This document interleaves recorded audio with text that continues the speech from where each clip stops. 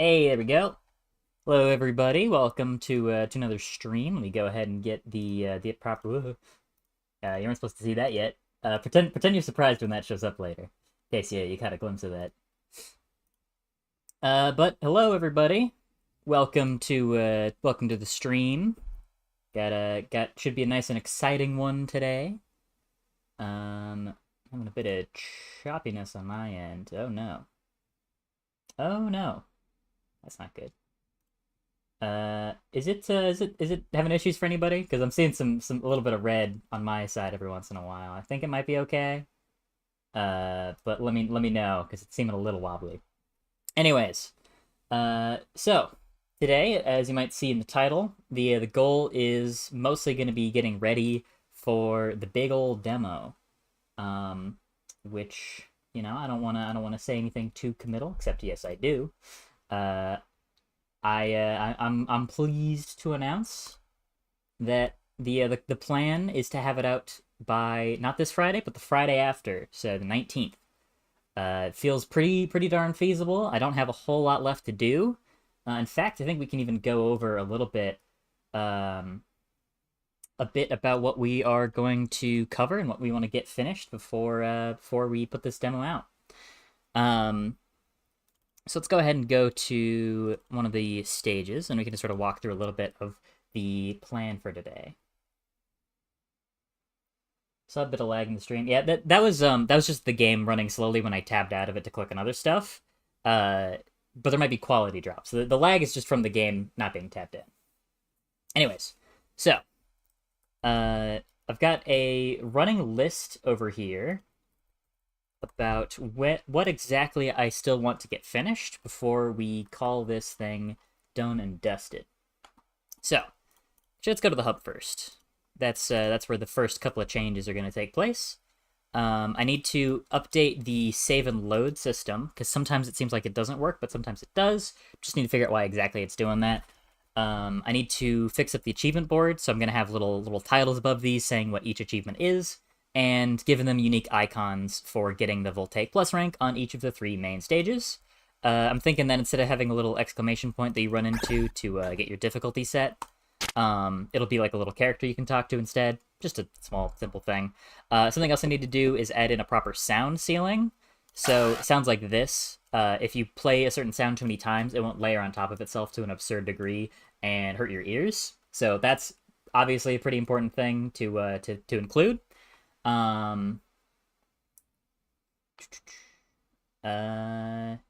I don't know.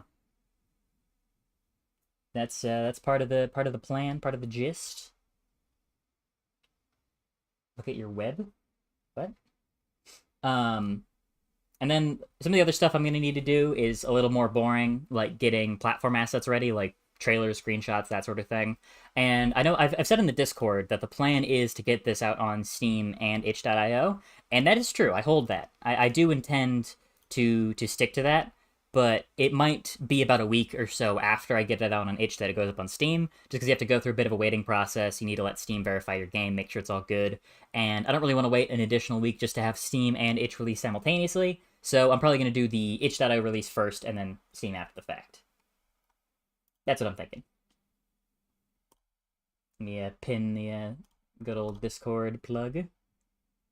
Okay, so what we're going to do today is run through each of the stages, see how they feel, try to set some good speedrun times for the demo, and then we can, I don't know, we can make tweaks and changes and stuff, little polish details where they need to be, and get this all together. Yeah.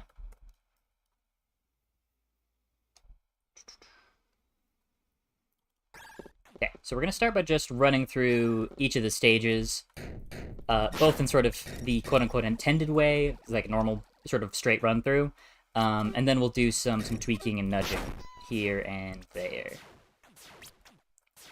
So I've run through this level so many times that it's basically just, it's like breathing at this point.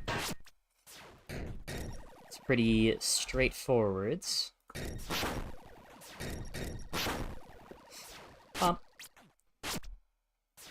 It's yeah, I mean, this one's pretty straightforward.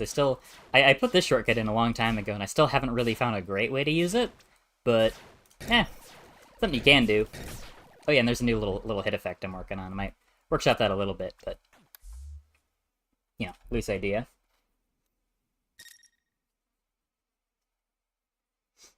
There's a lot of ums in chat. So trial run is basically a demo? Yeah, I'm just calling it trial run because I feel like being funny. I don't know. Alright, already seen a problem. What you got, Newbert?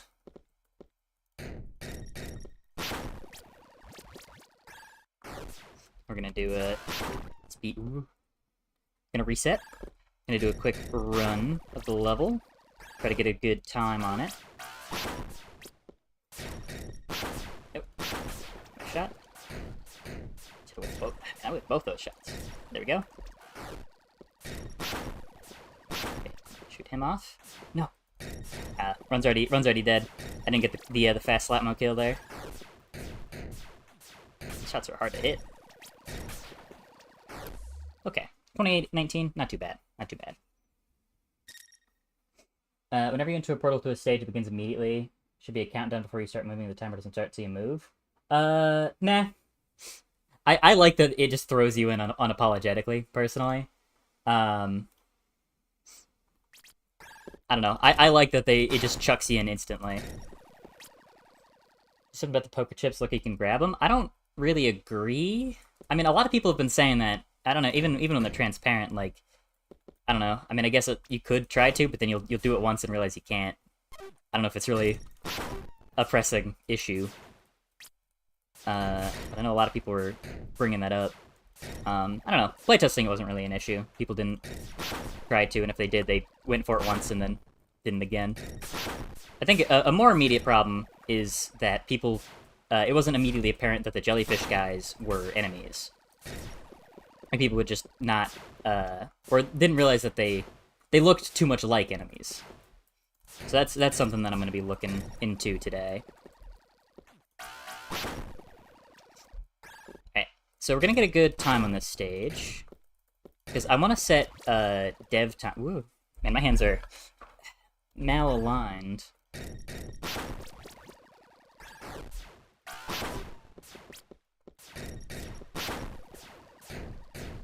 Shoot him. Okay, and then fast kill. He should die soon. Yep. Okay, 23-39. That is pretty darn good. That is pretty slick.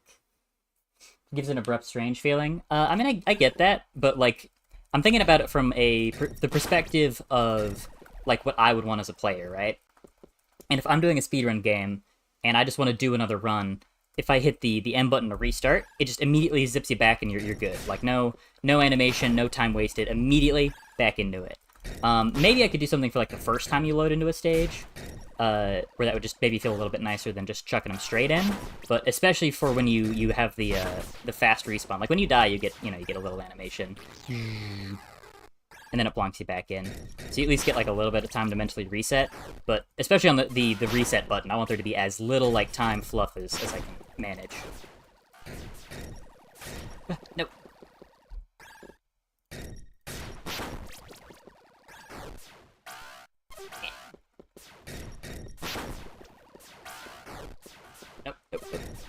I'm floundering.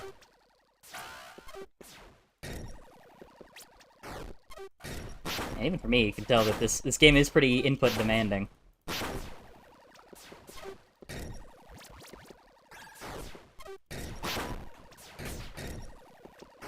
Okay, 28:53. Still full takes. Thought I set the time limit to like 28 seconds, so you had to get under 28. Might be 29. I'm not sure. I'll have to double check actually. Let's go to the first stage. Here we go. So in here, I've got a little bit of code written in the level blueprint, which will set the times. Okay, yeah, so you have to get below a 34 second to get potent, below 28 seconds to get voltaic. I don't know how I got voltaic when I got above 28. That's a little strange. Set this to default player start. Jeb isn't an enemy. He isn't, but People saw him as like a floating guy that moves a little bit, and they're like, oh, I gotta shoot that guy. Will this game be paid when it fully releases? Yeah, 5 to 10 bones. Imagine Mario Kart, but whenever you select a stage, you just begin immediately. Again, I get that for like when you're first starting a stage, but like I don't know if I'm gonna like fast reset a Mario Kart stage, if I'm like doing something like that, I don't really want a little animation. It's like it's one thing to like look nice, but it's also another thing when you're trying to like if you make a minor mistake and it's like, oh, hold on, gotta reset. Like that feels so much nicer than having to do like a little countdown or something. I personally don't think that feels quite as nice. Although also a lot of that can just come down to, I'd even probably prefer just to do that through stage design, right? Like, instead of having a, like, forced countdown or something, I just have it so that the enemies are designed in such a way. So, like, maybe move the slap or put a wall there or something, actually. So that way you're not getting immediately attacked the frame that you start a stage. But if you want to get, if you want to get moving immediately, then you can, right? Because then you're not immediately in danger, but if you want to get going immediately, then there's nothing that's preventing you from being in. There's nothing like that, right? If that makes sense. So generally, I'd prefer to do that. I'd prefer to solve that sort of thing through stage design, rather than shit, I died. I prefer to resolve that through stage design rather than forcing the player to stop and wait out this specified timer.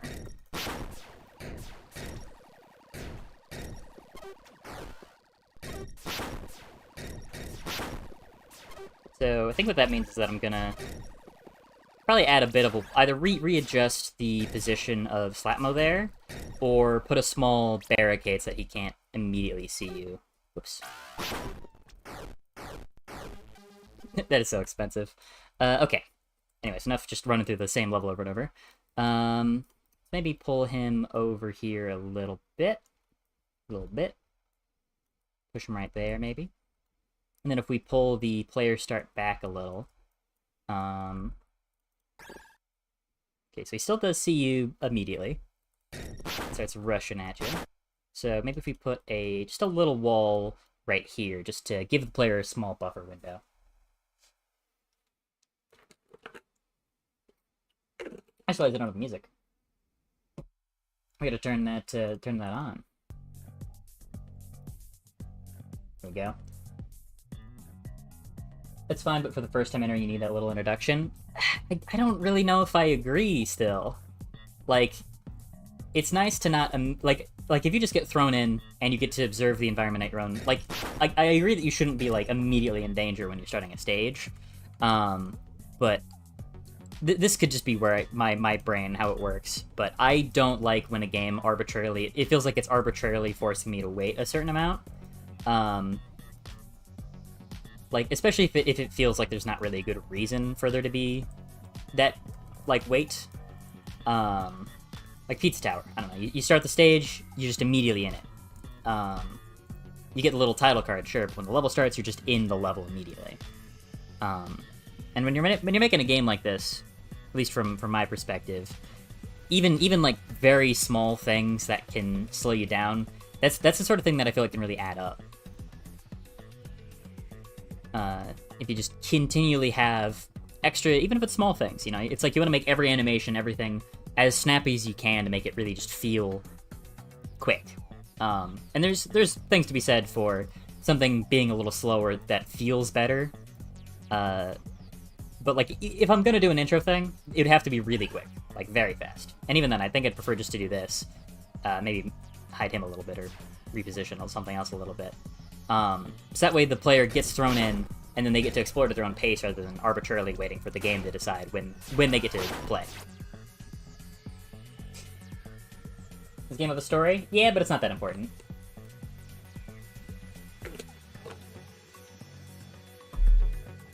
There's a little buffer. I mean, yeah, but it's like a second.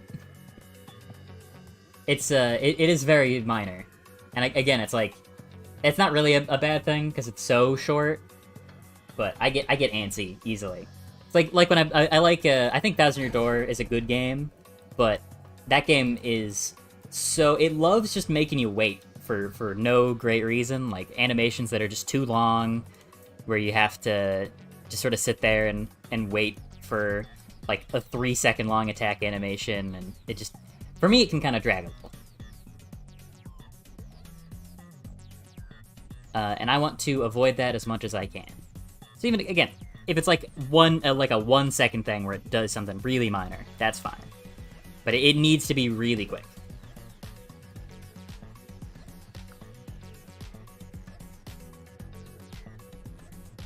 Okay, anyways. Trying a couple of different solutions here to see if any of this feels a little bit nicer. That way the player isn't immediately in danger.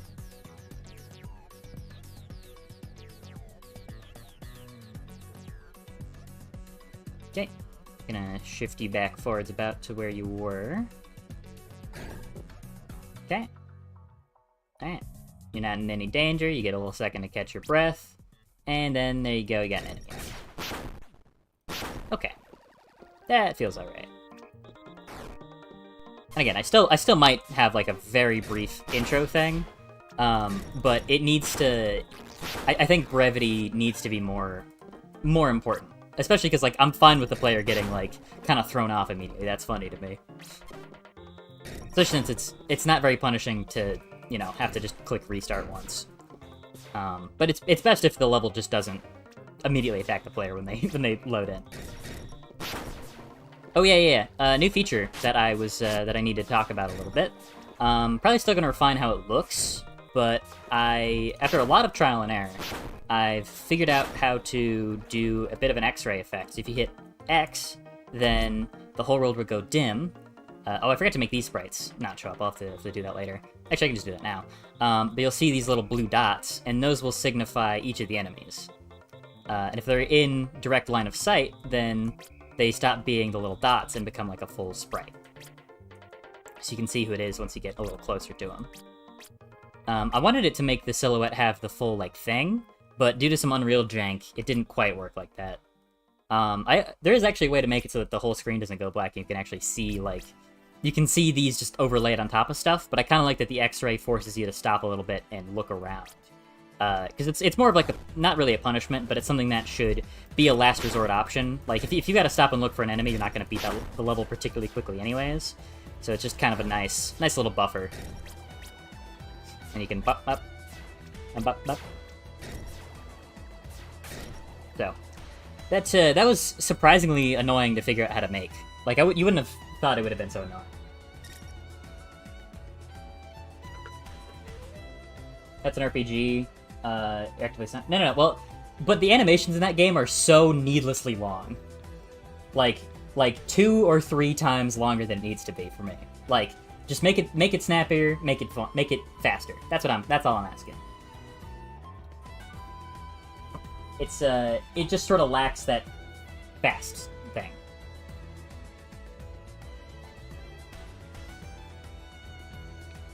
Oh. Should the X-ray be toggle? It is an X-ray toggle. Yeah.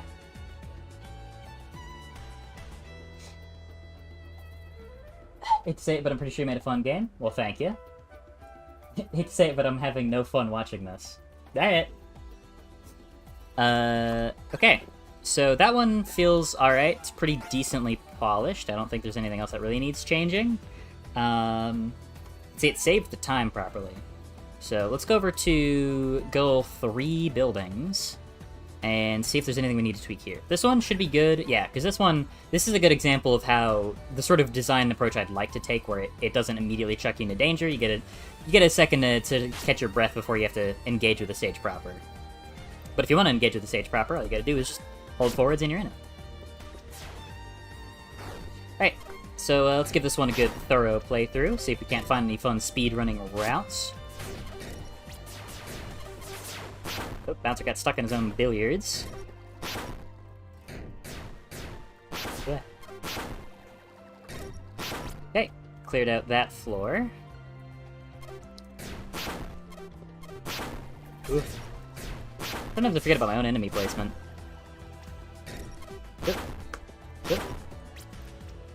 Oop. Oop. Okay, cleared that one. I think most of the enemy placement feels pretty solid. I didn't get any... I didn't get too much issue in playtesting. Because I had a playtest fairly recently that has most of the updated changes, and that seemed to go over fairly well. Like, there wasn't too many moments of, like, particularly obnoxious design, or, like, enemies where it felt like it was a bit unfair or unreasonable, and that's one of my concerns, is, like, I don't want enemies to feel kind of bullshit or obnoxious to deal with. Oh, that Jeb is stuck in the floor. I do need to add Jeb to one of the tutorials, actually. Because I think I do kind of just throw Jebs at the player, with them just, like, assuming that they're gonna know what to do. Probably should tweak that, shouldn't I? Oh, I just realized there's 2 slap modes stacked. Another polish thing I actually have to do is figure out how to add a volume ceiling, because when you kill a bunch of enemies at the same time, you'll notice it right here most prominently. Oh, I still don't have detonator. I don't have detonator. Okay, there we go. But I've manually just lowered the sound effect volume by, like, a ton, so that it's way less grating on the ears. But ordinarily, the sound of those enemies dying would be, like, ear-splitting. So that needed some changes. Ooh, still got the combo. Okay. There's Voltaic Plus. I think that's the time that I'm not exactly sure what time I set it to. Let's go ahead and check the level blueprint. 155 seconds. That would be, what, minute 25? So you do gotta be pretty quick.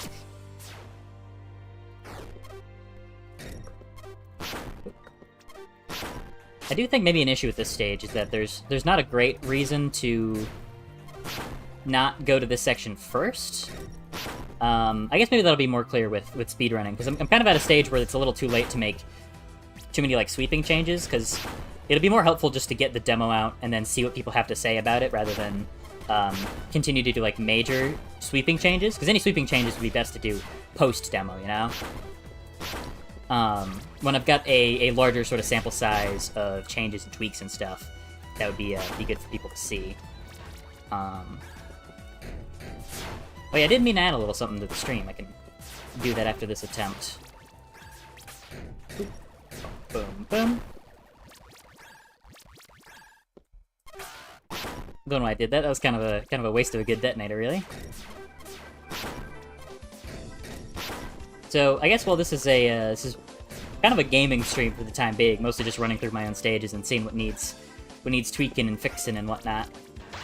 Kind of we can do a bit of a Q&A session. Any questions, comments, or concerns? Any thoughts about the game's direction or whatnot? I do actually have a question for the audience. I am probably gonna do a Patreon of some sort for when the demo releases, just as a way to help support me a little bit, especially when I'm in college, because it's gonna be kind of hard to be working on this game a ton while I'm trying to finish my degree, because I'm in my senior year of college, so it's gonna be a very, very busy time, I imagine. So that'll just be nice to have a little bit of extra buffer. You know, again, if anybody joins that, it's not like I'm particularly expecting that there's gonna be a lot of people who are just itching to join. Wait, hold on. There's 159.88. Oh, I think I just realized a bug. Okay, it's a good thing I did this. So, funny thing. The time for the stage should be about 1:25, and I still got Voltaic Plus even though I shouldn't. And I think what happened there is that the code that I have here for the level clear event, I think what it does is, yeah. If your combo is, wait, hold on. Did I do this right? No, it should be, no, okay, it should be good. It seems like, though, for some reason, it's... Oh, what do I have this here? What is this doing? Oh, if you get a potent time, and your combo is kept, then it gives you... I don't even know why I wrote it like that. That's just a weird bug. Okay. Yeah, we don't need this code. If it is potent time, then set it to potent. There we go. Okay, I was wondering why it was doing that. That was just some jank code on my part. Oh boy, a lot of comments. Let me update. Add spaghetti. A lot of spaghetti. So, did you figure out an X-ray? Yes, I did. Any kind of boosters, like maybe damage? Like, power-ups? No. At least consider the opening buffer. I'm not against it. I'm not against the idea of having a slight buffer, but I don't really know if it's necessary if, like, the level doesn't attack you immediately, right? Like this stage, I don't really know if the buffer would do anything, because the buffer is the room. Like, that's kind of the stage design. Like, you really need to add cartoony outlines to those cubes. They kind of do. They're just a little hard to see. Maybe Cubewood could shoot little bullet thingy? What do you mean? What's worse, carpeting your roof or carpeting your bathroom? Definitely the bathroom. What degree are you doing? I am a graphic design student.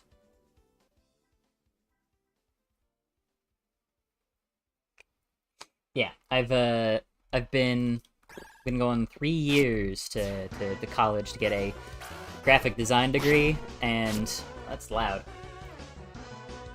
Skosh. Yeah, I've been going to college for quite some time to get a graphic design degree, and now here I am trying to make video games and kind of completely ignore my degree. Never said I was a smart man. But you probably wouldn't guess that I'm a graphic designer, considering how this looks. But it's true, I am. This is what I make when you don't give me, when I've got no creative limitation. I think my my little channel logo looks really nice, though. I'm quite proud of how that one came out. But this does not look like a graphic designer made it.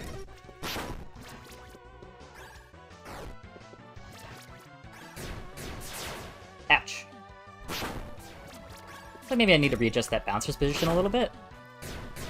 Just maybe like a little janky.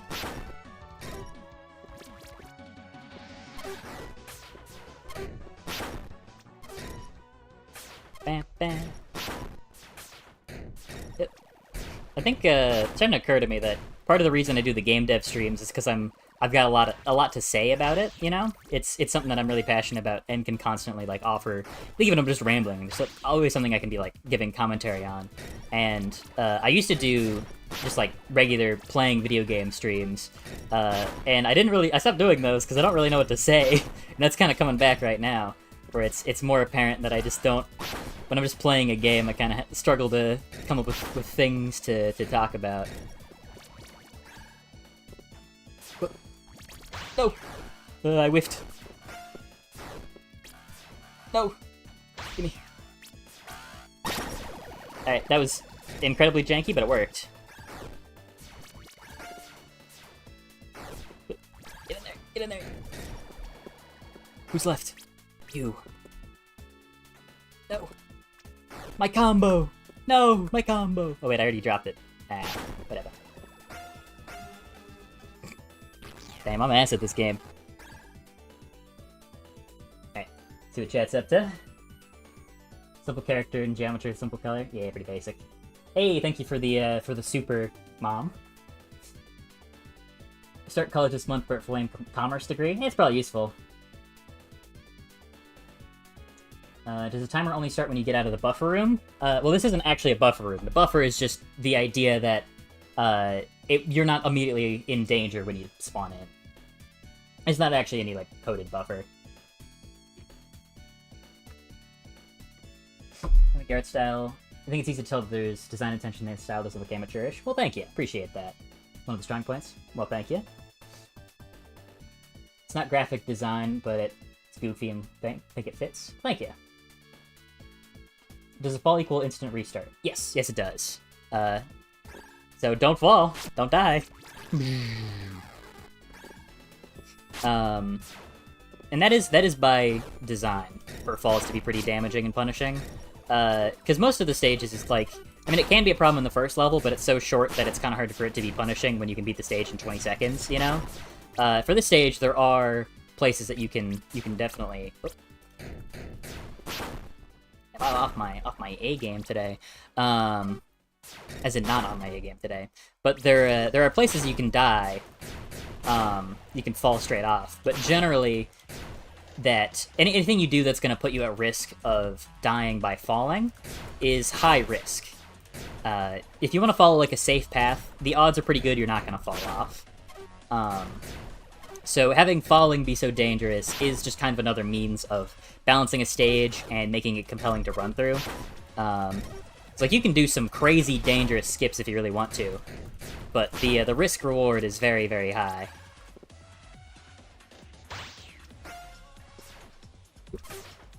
I keep forgetting I'm not even using my own like quick save, quick load system. Really good too. I should be using it. Did I get all of them? Yeah, I did. Shit. You can follow up like that though. That's very easy to do when you're running at Mach 10 at all times.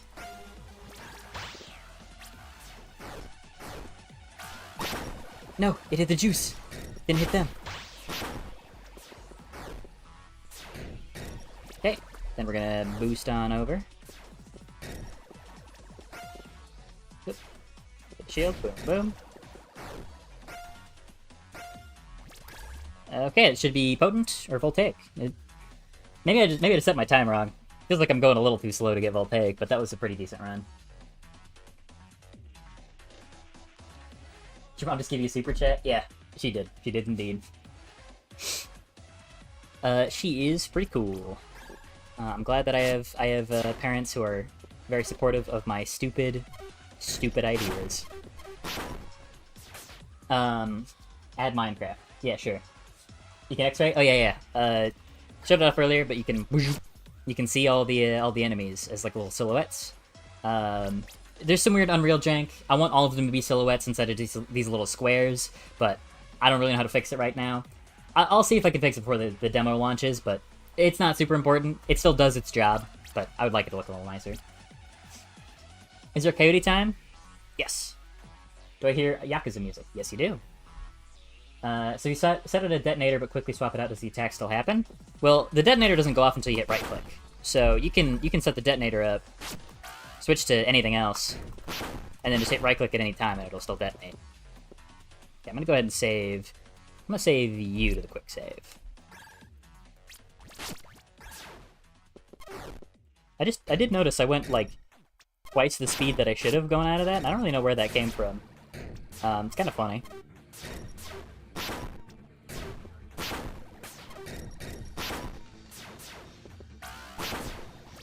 Ah, walked into that completely of my own will.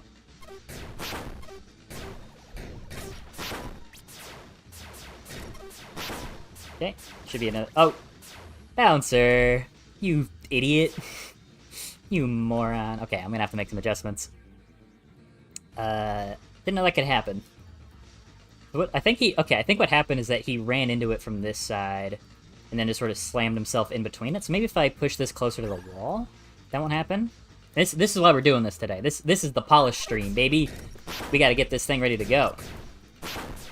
Okay, so I think what I'm gonna do is just try really, really hard to see if I can't get him jammed into that wall. And if I can't, then we're gonna call it fixed. By the way, I want to add this in. July 19th.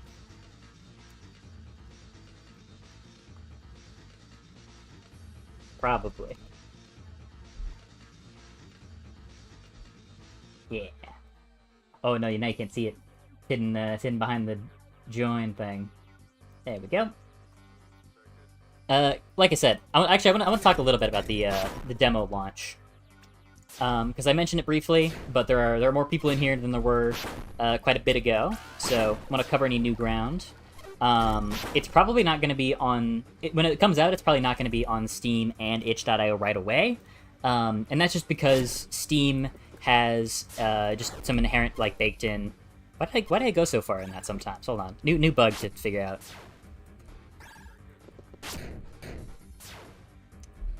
Sometimes it launches me really far. I think maybe it's like if I like hit it twice somehow. If I hit the box twice. Happened a couple of times, so it's not exactly rare. Anyways. Oh, that's the thing to fix. I keep losing my train of thought. There's so many things to look at. My brain can't keep up. Whoops. No, don't paint weight maps.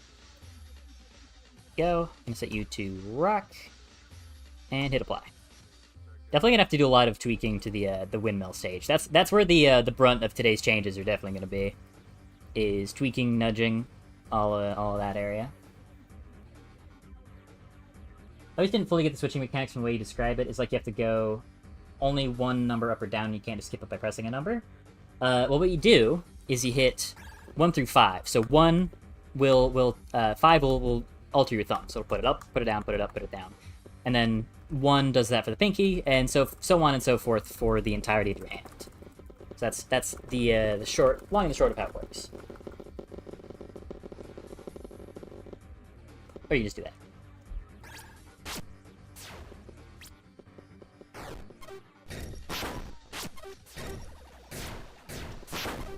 I think I'm gonna lure you over for a second. Then I think that'll probably be the fastest way to clear those guys out. With all those shots on that cuboid.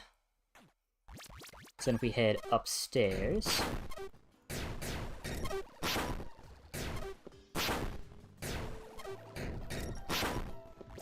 Oh, nice, we got a little bit of Kirby music. Ooh.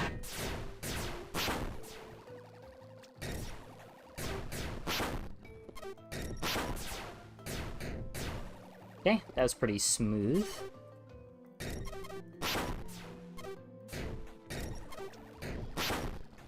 I do think, I've learned a lot of lessons from making this demo. Especially about, like, the kinds of levels that I want to make, and what I think is going to work best for this game. Because, damn it, I lost my combo. Personally, I think that far and away... Oh, there it happened again.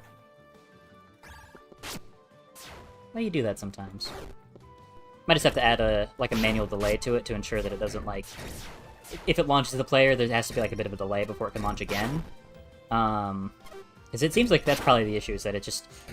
It keeps you within the box and then, like, launches you twice. Oh.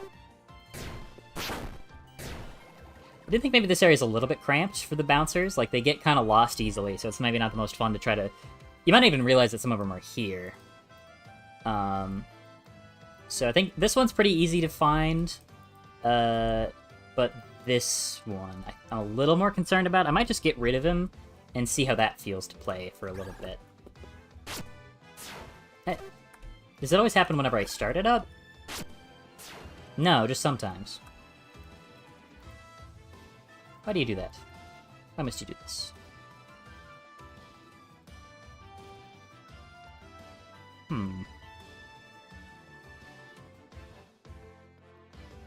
I need to find a way to do... If there's any Unreal heads here who know a good way to do, like, a consistent, easy way to, like, have a delay. Because I could just run a delay that sets a variable on and off, but that's kind of tedious. And I'm sure there's, like, a node or something I could do that will just, like... That's an easier delay of... Because, like, I could set a delay here, but that wouldn't... Like, at the front, but then it would delay before it launches you, and that just kind of feels... That just doesn't feel great. Have you considered adding bobbing to the hands? Yes, I have. Screen check should be more. Yeah, probably. Will there be lore, or is it just a fun experience? There'll be story shit, but that's not really the focus. Why is health called brain? Because it's funny. How are you? Yeah, but anyways, if any Unreal people know how to easily add that kind of delay, where I don't have to, like, set up a whole timer system for it, that would be appreciated. Whoa! See, there it is. Like, sometimes it just go flying. I don't know why it does that. Okay, that time I just whiffed. Whoop.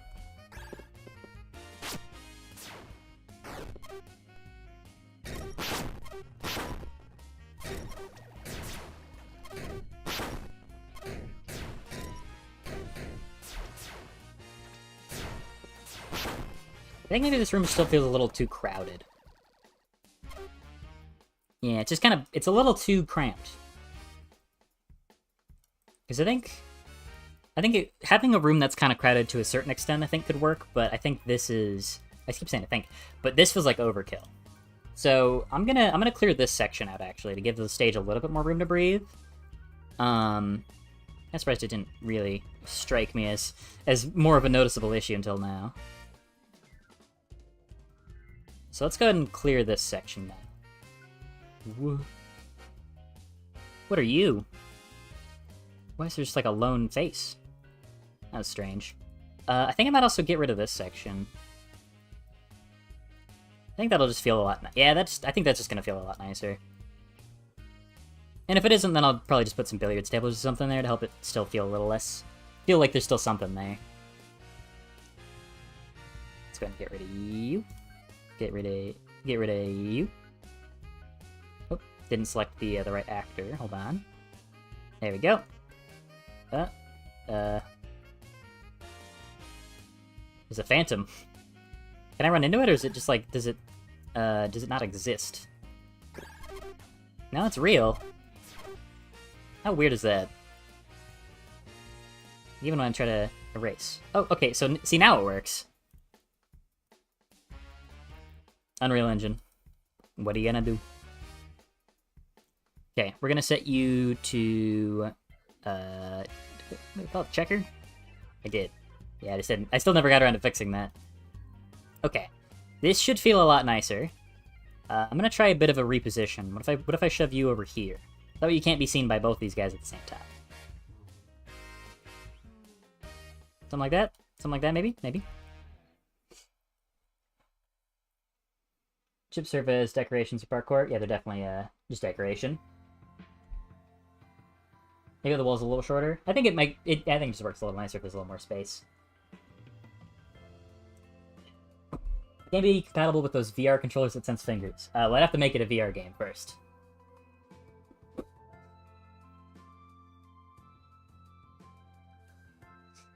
Kind of building system with cubes and stuff. Well, Unreal has a really, really great system called the cube map.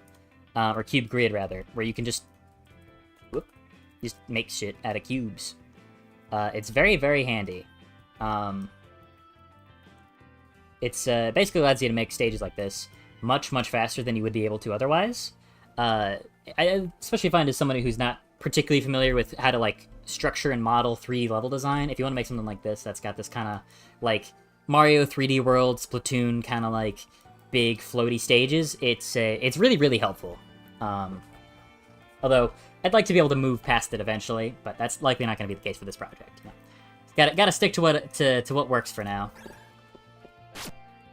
Alright, let's keep going through this area. I think the other floors are probably going to need a similar tweak to make them feel a little bit less... not quite as crowded, too.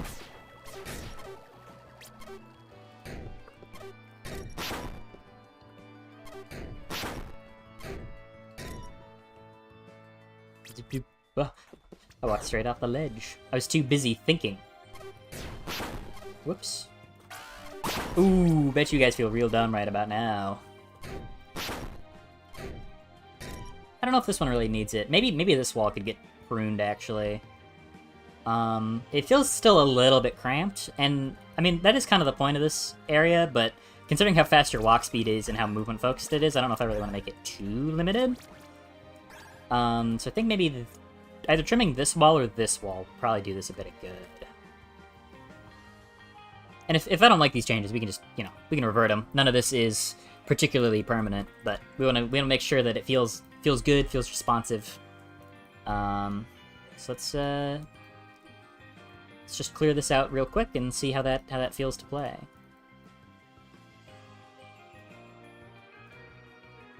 Okay. I'm gonna go to the material editor. Gonna go ahead and set all of this to ceiling, which was called ceiling purple, but it's kind of funny that it's called that considering that it is not purple and has not been purple for quite some time. What did I call this one? This was... I always forget what I named my own dang materials. Okay. I think that should probably feel a little bit nicer. Just a little bit. Okay, let's set that to current camera location. Let's run through. Ugh. Yeah, that's the sort of thing I need to figure out how to prevent, where it'll cause an event to get triggered, like, repeatedly more than it should. I'm sure there's a way to do that that's, like, easy, because I know a hard way to do it, and the hard way isn't even that hard, it's just a little tedious. But out of the interest of making good code. Help! I'm stuck!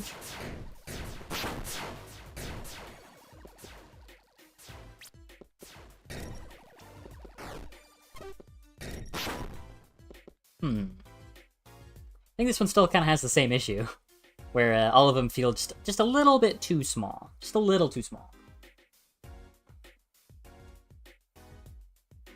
Is there a best way to reset? Yeah, you press M. So if you wanna reset anytime, just hit boop, and you're back at the start of the stage. Just boop, boop.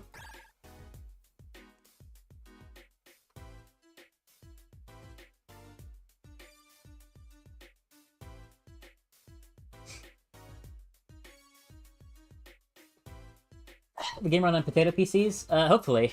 It's pretty low rent. And you can mess with a lot of options to make it pretty low quality looking.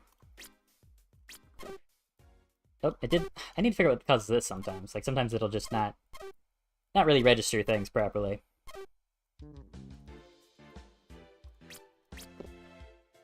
You notice there's not really much of a difference between those graphic settings. Really isn't. This game is not doesn't take a whole lot. Okay. Boom.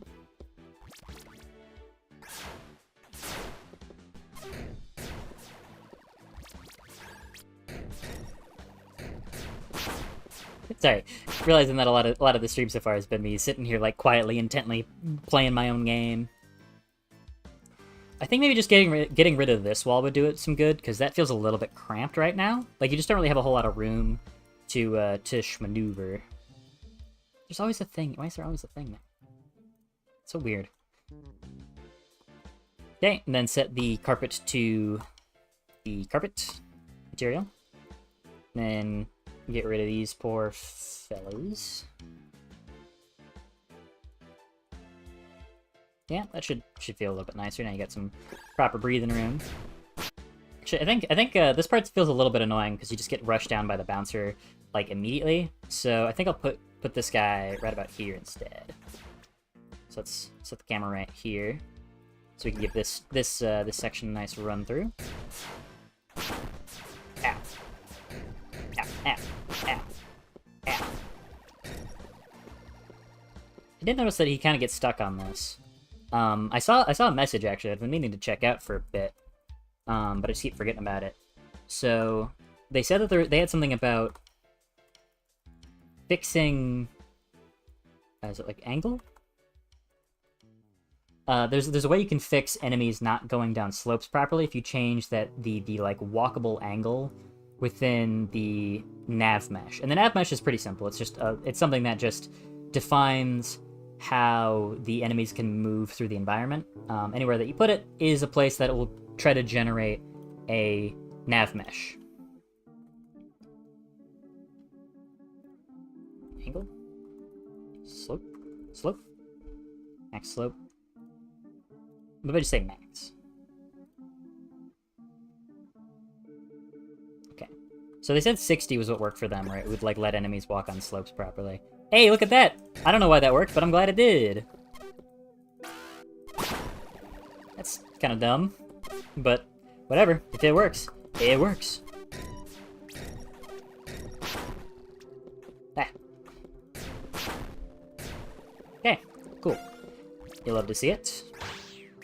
I feel pretty good about how that building is coming along. Let's give this section a playtest. I'm gonna try both from the side route and from the main route. So let's just say that your internet from here, how does this feel to play? Especially trying to keep in mind the consideration of like what a new player's feel. They're probably immediately like, oh no, I'm getting swarmed. They're attacking from every angle. And honestly, despite being in such danger in this section, new players didn't really seem to feel too overwhelmed there. I mean, partially because it gives you really nice, easy lineup for a mega Mongo kill.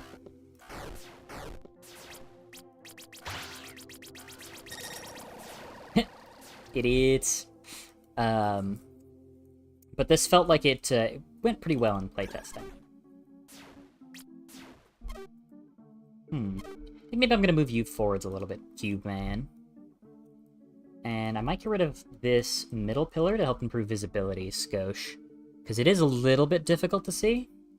So if we just carve that out... Oh, it keeps doing this. Why do you keep doing this? What are you doing this? Why are you doing this to me, eh? Oh, Okay, and then we gotta get all these. There we go. How am I gonna fix this? This is gonna be kind of annoying to fix. Yeah, because you can see it's kind of sloped in at like a weird angle. So I'm probably gonna need to like grab it from here to like here to hold on. Here to here. No.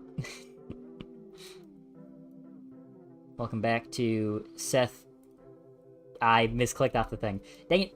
Welcome back to Seth struggles to navigate Unreal Engine jank. No, that's not what I wanted to click. What are you doing? What are you doing? I just wanna select this. I just wanna select this section. Why is this so difficult? Is it the glob in the way? Is that what's causing it? Okay, if I just shift it over so it's only 2. Okay, there we go. Sorry about that, ladies and gentlemen. No, it's still extruded. Dang it! Yeah, so I'm pissed. I'm upset. Well, that was weird. Everything blinked out of existence. Okay, whatever. Team looks like Halo 1 meets Halo 2. In what way? It's unreal with how difficult it can be. True. Are you aware of other indie FPS titles like Partisan? I've not heard of Partisan, but I know a lot of other indie FPS games. I'm a big fan of the FPS genre. Played a lot of cool ones from indies. BPM Bolts per Minute. It's a personal favorite of mine. It's a very fun game indeed. Okay. You know what we're just gonna do? We're just gonna do this.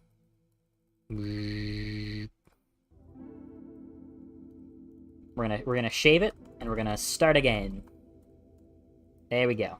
There's probably a better way of doing that than what I just did, but I'm tired of looking at it. I want it to be fixed.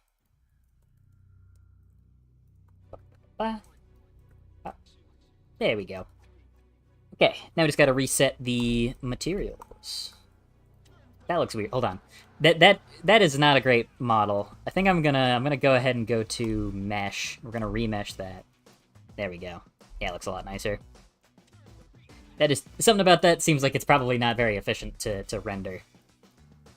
Okay, we're gonna set this back to checker. There we go. And then we're going to manually select all of the sides of these pillars, and then give them the correct texture. What did I call these again? Called it wallpaper. Right. So we're gonna set those to wallpaper. I wonder why it got rid of the textures on this side, but it didn't get rid of it on that side. That seems kind of janky. I think I did the same thing on both sides. Why do you do the things you do, Unreal? Okay. So let's give this a try now. It's a little bit more open-ended. Oh, you know what I should do? I should add some billiards tables and like slot machines and stuff to this side of the map. Yeah, just run over here. Just run over here. Yeah, just get in here. Get in here, guys. Get in here, fellas. No need to be shy. No, I was playing too dangerously. I wanted to get a 6th kill, but alas, I was too greedy. Oh, wait, hole in the ceiling. Gotta fix. We shall not let a single misaligned texture... Well, maybe not misaligned. There are definitely plenty of misaligned textures that I'm probably not going to fix in time. We'll not let any gaps in texturing fly today. We're the Polish police. Not the Polish police, the Polish police. Okay, we're going to go to props and Windmillion, and then we're going to put down a couple of little props here and there. So I think we're going to grab a slot machine A, drag it up so that it's just barely touching the floor. Then we're going to grab another one next to it, drag it over, give it a bit of space, then get real close and make sure it's just barely touching the floor. Okay, I think I'm just going to grab these right here, drag it on across like so. There we go. I think I'll put a little billiards here to help give it a little bit of extra space.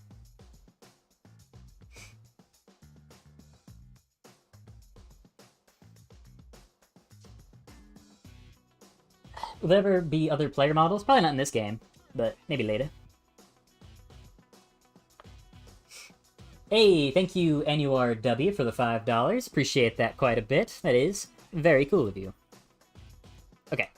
So let's set the billiards tables up, make sure those look correct. Well, they don't really look correct. I drew them in a really stupid way, so they're always like, they always slightly look like they're floating, or they're slightly embedded in the ground too far. I might need to redraw that sprite. So like you see what I mean? Like this one's touching, but for some reason I drew it so that this one didn't go, this leg didn't go as far down as this leg did. So it just looks like incorrect.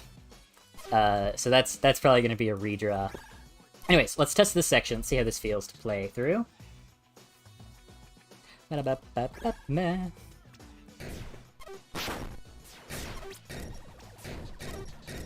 Boom.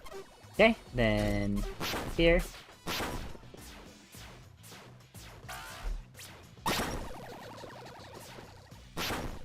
Okay, that felt pretty good. Let's give that another run through and just try... Just gonna keep trying this a couple different ways to see how it feels. So maybe you're gonna run up here and get him first, and then get rid of the... Okay, whiff every single shot at the Gunther. Continue to whiff every single shot at the Gunther.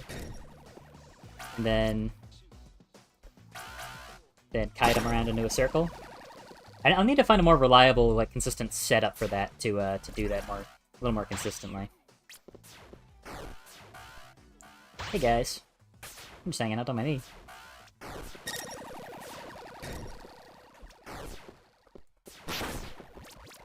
No, I didn't mean to. I meant to hit the other button. Damn it, I'm a fool. Anyways, that section feels pretty good. Let's give this section a try now. See how this feels to go through. I think I'm gonna move the Sheila I'm gonna swap these two positionally. I'm gonna move the Gunther forwards a little bit, and I'm gonna move Sheila back a little bit. And I'm gonna keep them a little further on the edge of the platform, just so the player has a little bit more room to work with. And part of the reason, part of the idea. Oh.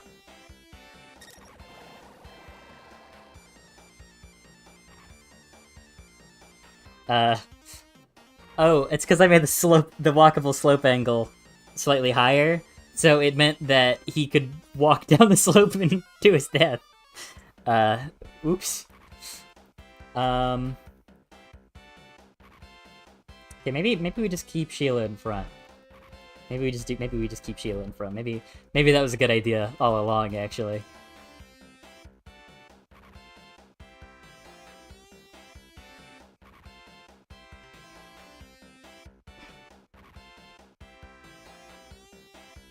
Table only works at a certain angle. Kinda doesn't work at any angle.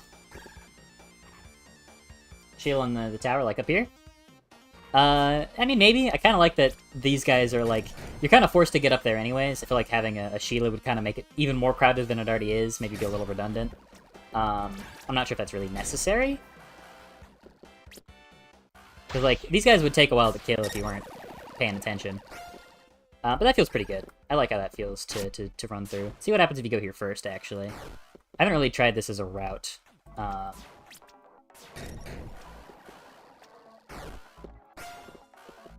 felt pretty clean. Ooh, that was good. That was good. Get away from me! Ah!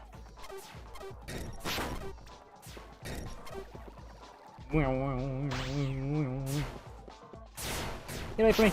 Stop! Okay. What did I say? The more I play this game, simultaneously the more confident and... Oh, I can't believe I just died. Oh, I died twice. That's not supposed to happen. I'll have to fix that later. But the more that I play of this game, simultaneously the more confident and the less confident that I get. Because, like, I'm confident that I've made something that's pretty fun. But I'm also confident that I've made something that's, like, really janky and difficult. And I don't know. That's something. I mean, obviously, I think part of that is just it's natural to have nerves about putting a game out, so it's probably don't need to worry about it too hard. Because like it's one thing to like put out a little video that you've made that's showing a game you're working on, it's an entirely different thing to go up to somebody and say like, hey, here's this thing that I've poured like the past 3 months of my life into. Hope you like it. Because you're giving everyone else in that situation a lot of power. You know? It's kind of, yeah, you're opening yourself up quite a bit when you do that. And I'm fine with that. That's what I've signed up for. But doesn't change the fact that it's pretty anxiety-inducing. See ya, idiots. I love that shortcut. That's probably my favorite shortcut I've made so far.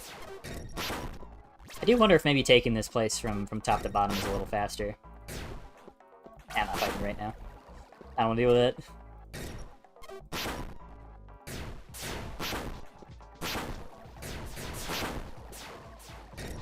I do think probably the most fun stage to blast through right now is the Windmill. So I think that's probably the direction I'm going to be leaning more in the future, where it's like simultaneously linear and extremely open, because it's all about going up, but the way that you go up is super, like, flexible. Like, there is not one set way that you have to head upwards, you know? It is by no means a strictly designed stage. No, I whiffed. That was very dumb, but it worked. I've never done it in this order. This feels like a really stupid way to do it, but it's kind of fun, so. I didn't get all of them. What am I missing? No, I missed somebody way over there. My combo! No, my combo! What did I miss? Oh, I just missed a cuboid in the corner. Lol. I still got a pretty good time, all things considered.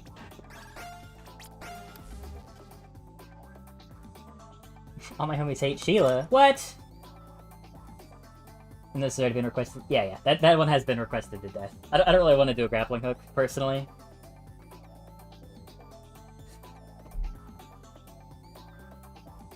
Why did the airstrikes aim over you? They just aim wherever you were. So, like, if you're in the air and then you move, then they'll just hit you in the air. Which, actually, maybe it's better if they don't do that. It's probably better if they don't do that, actually. I'm kind of surprised I've never, like, considered that, actually. Yeah,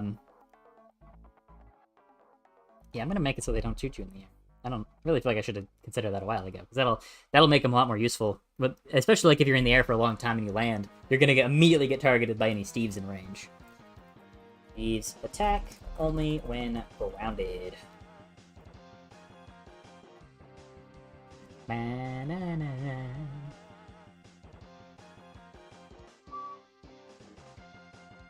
So are cuboid shots supposed to go through walls? Yes. Now the rock-on does not do damage. This is purely a schmovement tool. I mean, you can see there, if you use it right, you can get some pretty gnarly air. Especially if you do some bee hopping, which, by the way, I didn't code bee hopping. Bee hopping is just like kind of in here by default. If you time it right, anyways. Oh, seam. Nah, whatever. I don't think I care that much.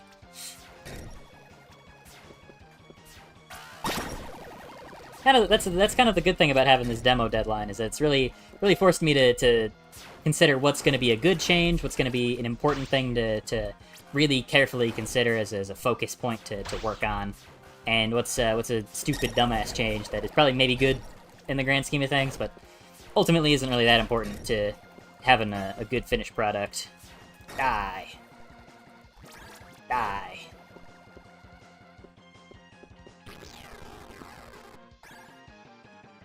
I'm really curious to see what speedrunners are going to do when they get their hands on this.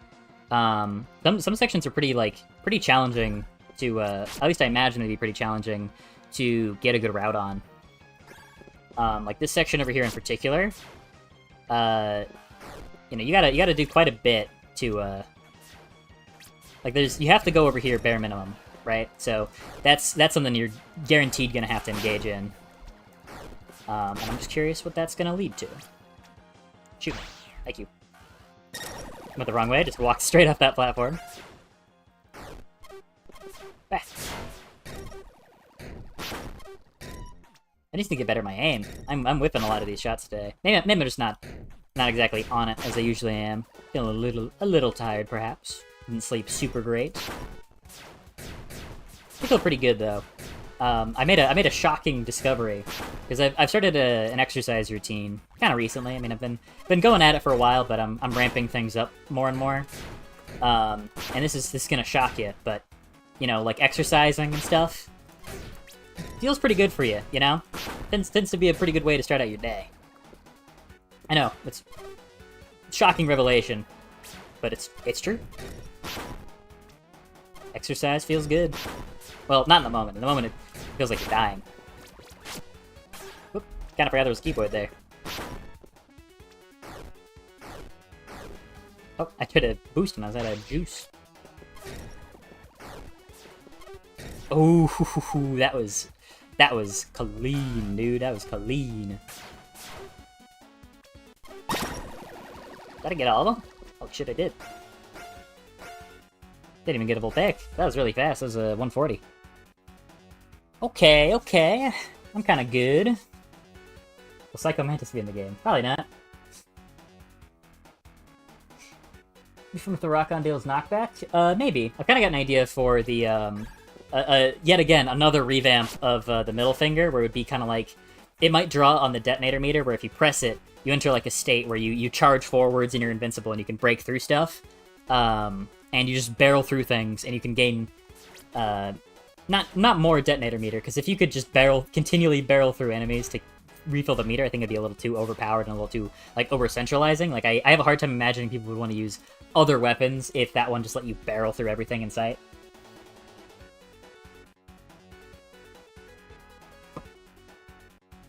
But I like that kind of concept. Anyways, I'm pretty happy about the state that level is in. So let's start doing a run through of this stage. We're gonna start by taking the good old main boring route. Ah, damn it! Off to a bad start. Immediately slammed my head into a wall.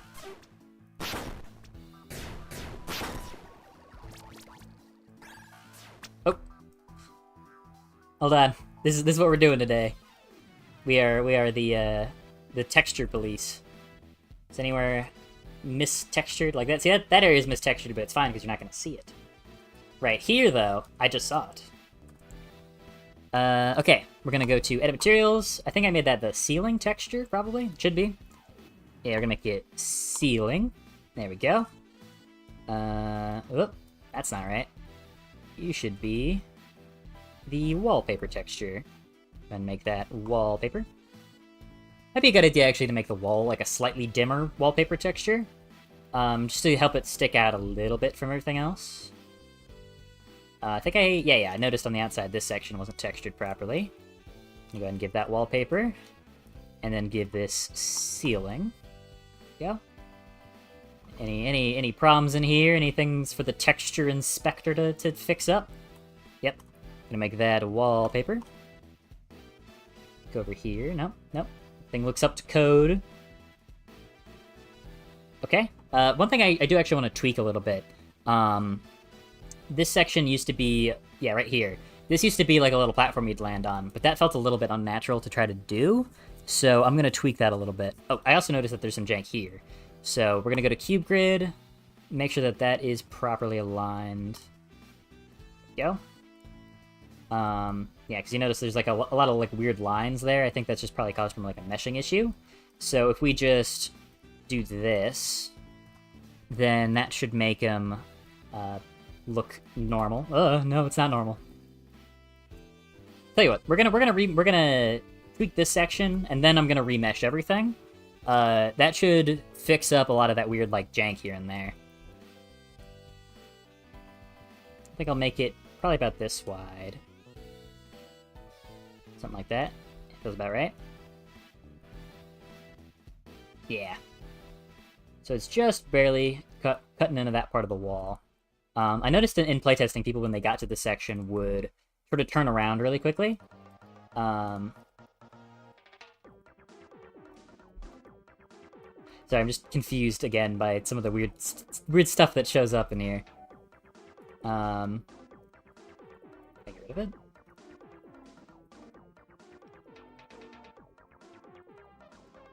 What causes you? Where are you from? Okay, well, it's gone. Really good at losing my train of thought today. Very excellent at that.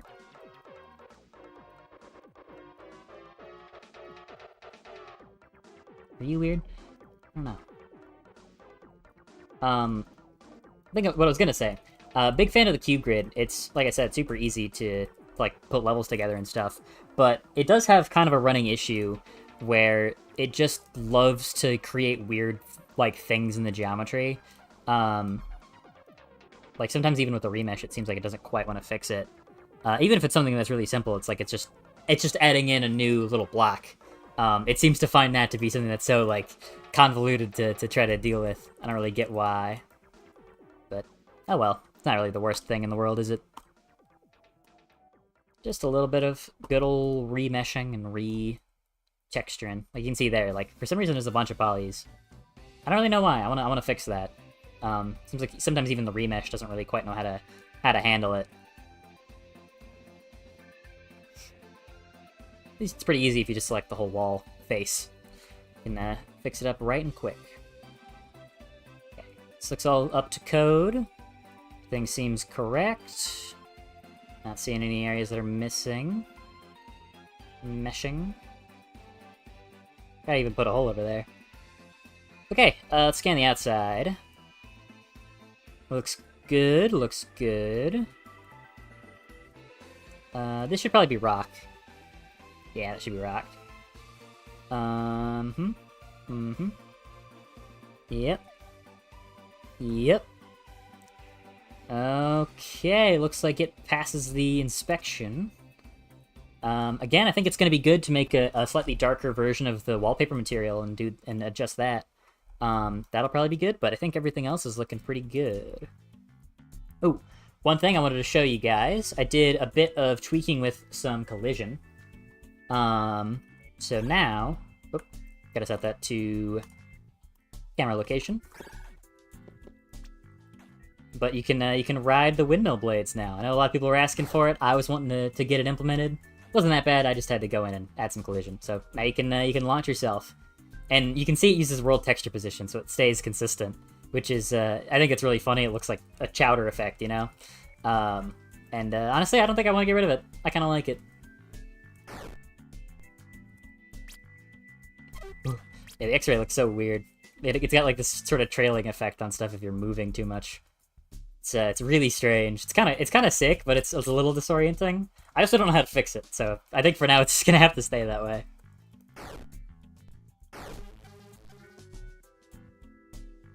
Yep. But yeah, pretty nice, pretty simple. Can spin. This should look normal. Yeah. Any customization options? Not really planned for there to be customization. I mean, I guess I could maybe change, like, make it so you could change the RGB value of your hand or something, but it's not super important to me at the moment. Okay, so here's something that should be fun. What I want to do is rework this section a bit, because right now it's kind of just a bland, like, exit portal room. Not super interesting. So it needs a little bit of that extra special sauce. Needs something interesting to work with. And I've got a big list full of things that I'm planning to change and tweak. And one of those things is I want to introduce ultra versions of enemies. So, for an example, let's go to Bouncer, because Bouncer is the guy I'm thinking is going to get his special spotlight up here with the ultra version of a Bouncer. So, what you can do is I've got something in the code where you can turn this variable on or off called an echo, and it will make a version of the Bouncer that you don't actually have to kill to finish the stage. Now, I'm not actually using those in any of the stages I've been working on. Hey, Seth. Hey there, Sadie G. I read one of your other messages, but not the other message. Making an idiot crawls on walls? Be kind of cool. Yeah, so what I want to do is make sort of special versions of the enemies that are a little bit more difficult to fight. Where they sort of keep the same gist. And even maybe enemies that will, like, set other nearby enemies to be in that powered-up state. Think kind of like a buff totem from Doom Eternal as, like, a general idea, but it'll probably be more focused to, like, buffing one enemy at a time. I guess it's like the evil wizard guys from Enter the Gungeon, if you've played Enter the Gungeon. So, let's get this set up by grabbing a new boolean, and we're going to call that ultra, and going to expose that on startup. So that'll mean that we can see that variable in the window here. So if we click off and click back on, we should see that if we go to variables, where exactly is that going to be? We can just type ultra, and then there we go. We can check this little flag to set this guy to be ultra or not. So it makes it really easy on our end to set that sort of thing up.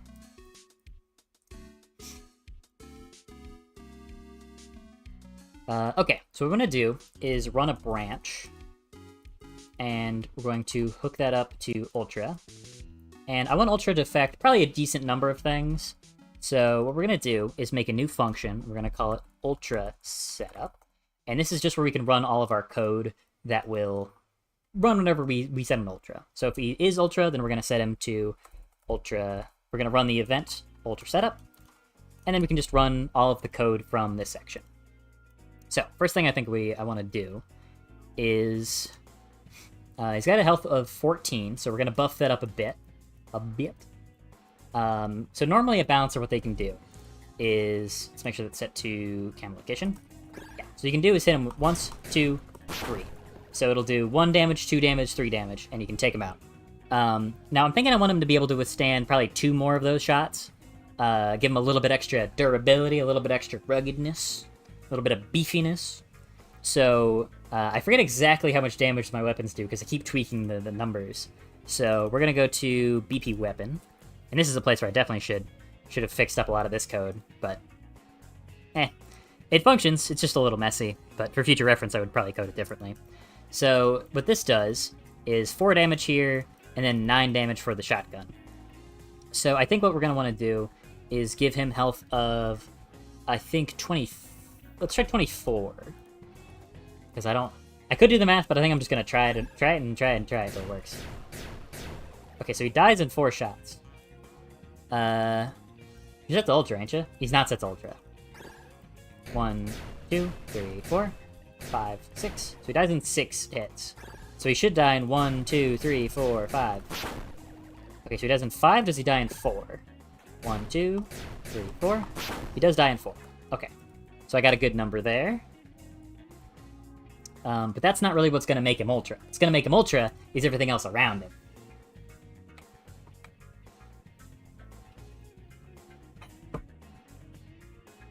So, what we're going to do is grab his character movement component, and we're going to set walk speed. We're going to set max walk speed. And by default, his walk speed is 1,250 centimeters per second. So we're going to crank that up all the way to like 2,000. That might be too much. Probably is a little too much, but we're gonna let it rock. We're gonna see. We're going to grab the see, how do I have things meshed? That's in the caps component. I think I'm gonna merge you here. Yeah, I'm gonna just sort of overlay everything into itself. It's all stacked together, so I can just change this size. So what we're gonna do is get the capsule component, and by default the scale of that is 222. So we're going to set scale. Set all mass scale, not mass scale. What do I set scale? Bound scale, relative scale, world scale? Yeah.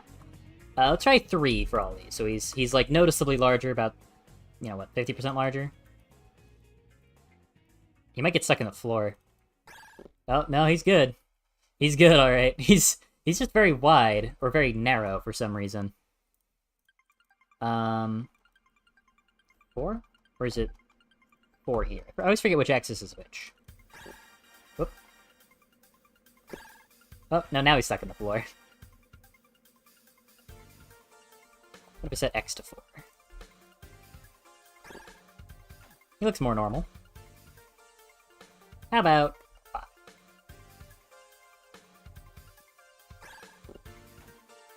There we go. There's our good bouncing boy. Now that he's so big, I feel like he should probably have a little bit more health because he's supposed to be our big mini boss.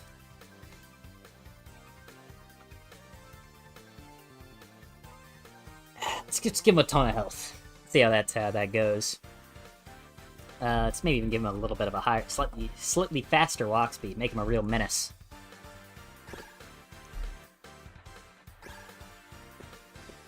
Big bouncer. So he's not able to hit me, I'm realizing. I think it's because his sphere is not working. Yeah, because his sphere is not located in a good spot for being able to actually hit me, which is a bit of a problem. Bit of a mistake on my part, perhaps you could say. So I think what we're gonna need to do is also manually set the size of the sphere. So we're going to set world scale 3D, and we're just gonna make it not necessarily super huge, but we're gonna give it a lot of height. So we're gonna really give it a lot of Z. Let's say like same as the other ones, where it's like maybe 4 even, make it a little bit larger, and then make this like 6. So that way we can ensure that it'll always hit us, even if we're standing on the ground. Oh, it's because other things are nested in it. I accidentally, yeah. Nesting problem.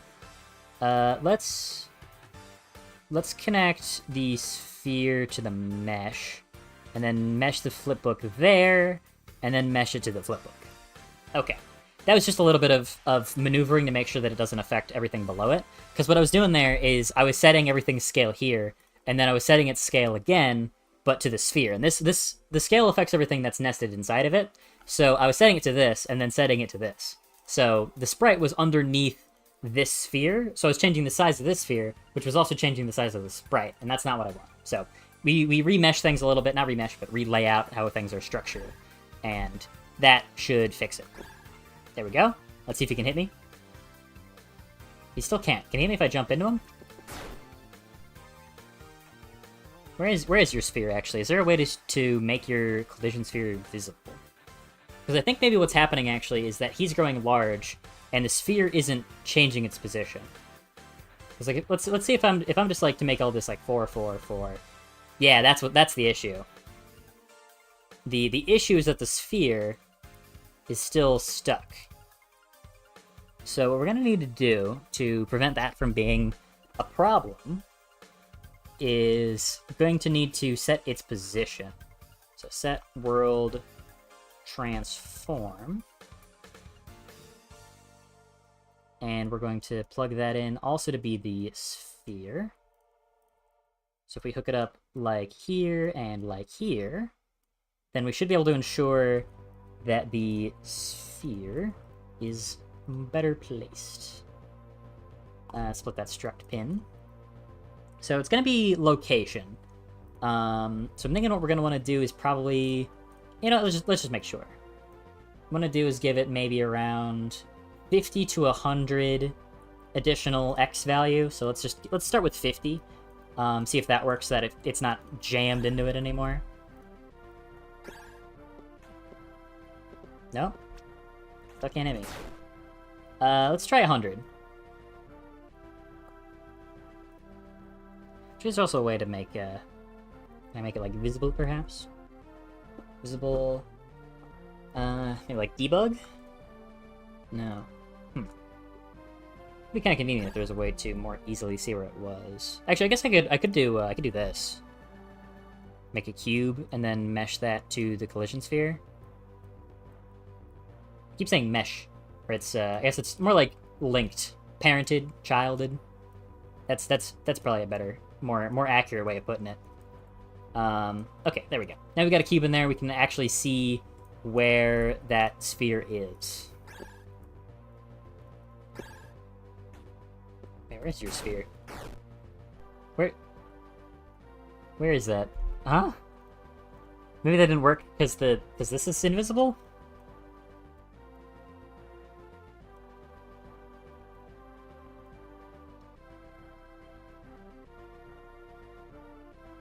Maybe it's because it's there, and I set it in the wrong spot.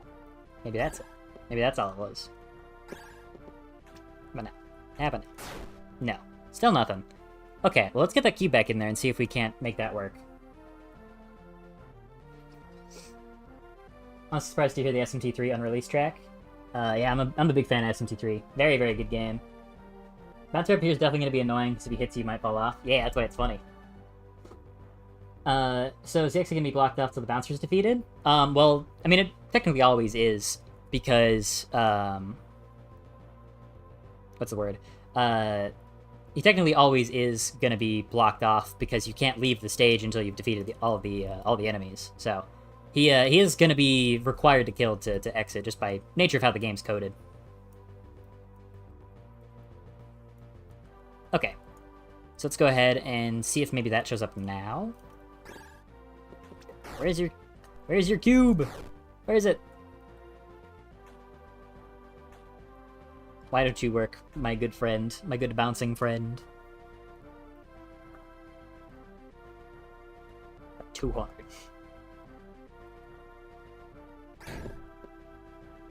Because it is setting the sphere, yeah, it's trying to set that to the sphere. Yeah. Yeah. Yeah.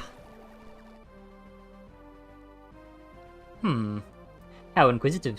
How strange. What if we don't set the... What if we just don't set that there? And, you know, here's what we're gonna do. For the final time, we're gonna get the cube. And we're gonna mesh that... We're gonna put the cube into the sphere. We're gonna link them. Gonna get that set up in there, nice and quick, there we go. Okay, so we should be able to see that now. Okay, so there it is. There's the collision. So now we can see that the problem is definitely. I think maybe I was scaling it too far. So maybe my theory right now is that maybe I was scaling it wrong. So that way it was trying to set the sphere location like outside of the bounds, or like maybe into the floor or something. So maybe if I just do this, then this will be enough? Oh, no, because I'm stupid is what I am. Oh, I'm so dumb. Okay, here's what we gotta do. We gotta get transform location. So get world location. We gotta split that struck pin, we gotta split this struck pin. What I was doing is I was setting it to 200, 0. What I wasn't doing, it was this, where I get the current location and then add a certain number to it. Really should have figured that one out a little while ago, but alas, here we are. Okay, now that should work. Look at that. And if you jump into it, then he bounces you. Okay, that works pretty good. We're going to subtract from the Z and give that a value of around, say, 100. So that way it's, you know, you don't have to jump into it for it to hit you. Yeah, there we go. Now he's real capable of slapping you around. Help! Help me! Oh, you're stuck. Oh, he's not stuck. He's not stuck. Okay. Cool. Now we got ourselves a big ol' bouncer. You can get rid of that cube finally.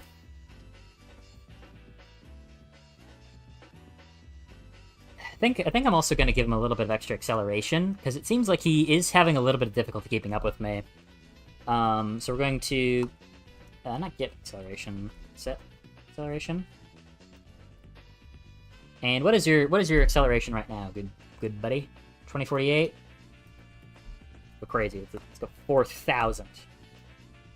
Is this too much? Probably is.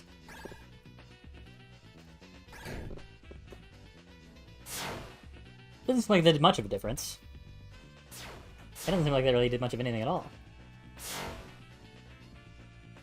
You still can't see me while I'm airborne. Idiot. Maybe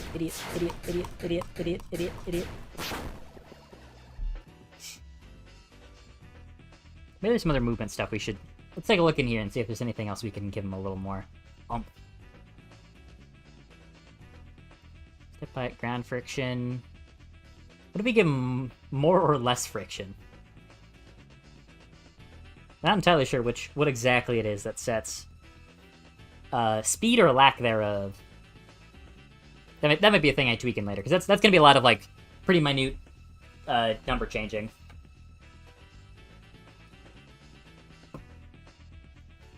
What can enemies look up? I mean, I could do that. I could like draw custom sprites for all the look directions and stuff. I mean, it would be a nice bit of polish, but that's not really like an urgent thing. Like, I'm fine with players knowing that they're 2D, you know?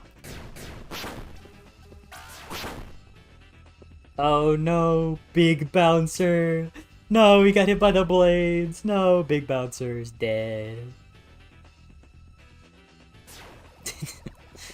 That was awesome. Pretty slow, though. Don't know if that's really a bad thing, but it is a thing. Building in the middle disrupts gameplay? I wouldn't say so. It gives you a bit of space. Is that a giant bouncer? It is. Say more friction, because less might just make himself off the stage. Yeah, maybe. It is funny, though.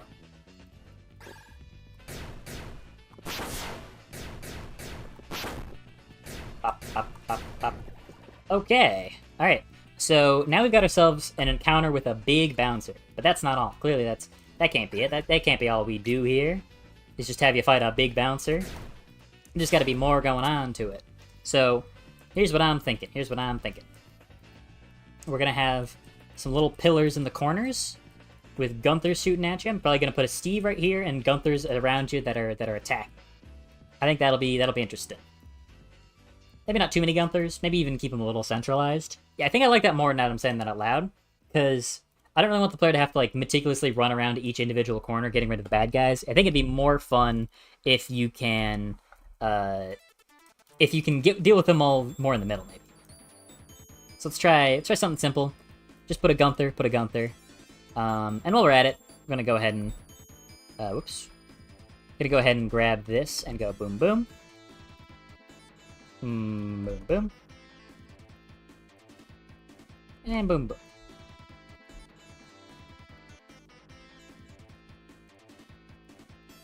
One more time. There we go. Then we're going to go to the attribute editor. Select all of these faces. And we're going to set them to dark grass, so you get that nice little contrast. Set this to wallpaper. Yep. I don't know why I keep forgetting, but that is what it is. Then I'm going to set all of these to dark grass, so you get a little bit of contrast. And I realized I forgot to set this one to regular grass. Okay, there we are. Woo. Okay, needed to build navigation there, but it was struggling. Oh, big bouncer. He's not really that threatening, I guess. He just kind of runs at you. Maybe he needs a little something extra, a little X factor, you know, to really make him a little more threatening, a little more menacing. How does an ultra affect your combo? Nothing really. They're just stronger.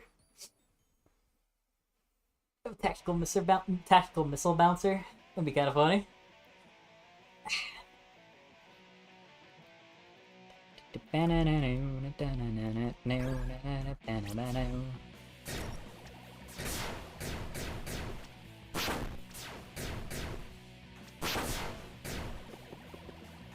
Yeah, it still is a little simple maybe, because if you're gonna see this guy, you know, if you see this guy running at you from the distance, I feel like he's got to do a little more, right? Like it can't just be that simple. But what can we do with this guy to make him really imposing and impactful? Maybe stick a Sheila and Gunther on top of the bouncer. I mean, I couldn't really do that because they'd fall off. I'd have to like have a whole system for that. Like code that in specifically.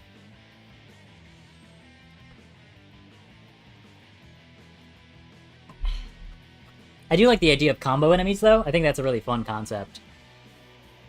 But I'm trying to keep it relatively simple right now to just the big man himself. Alright, see that? Maybe that feels like a little too easy. Ooh, ha. Idea. Sick idea, even. Maybe. Hold on. I'm gonna talk this through. I'm gonna think this through before I make any drastic changes. So, what if you go up here, and then it's like leads you back down to this hole where you can fight in the middle part of the big like safe on top. That doesn't really look like a safe anymore. It's just kind of a windmill. But you fight in this big middle portion underneath, and that's where the big bouncer is. Because that way you wouldn't be able to super easily send them off, and you'd have like this sort of interesting, be a lot more room for like having an interesting combat arena.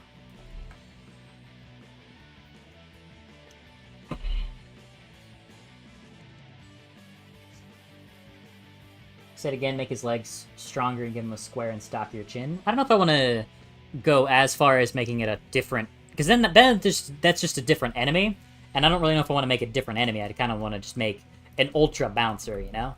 I mean, I wouldn't be against drawing up some custom sprites for it, but these are supposed to be relatively common, and I guess giving them more of an immediate distinction wouldn't be too bad an idea. I'll go with a maybe. I'll go with a maybe.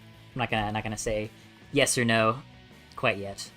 One other thing I do want to do, actually, to give them a little bit more visual distinction, is we're going to get the flip book, and we're going to set color. And we're just going to give him a bit more of like a reddish, like a more strong red color. Make him look real menacing. Oh, look at him. That's too red. That is definitely too red.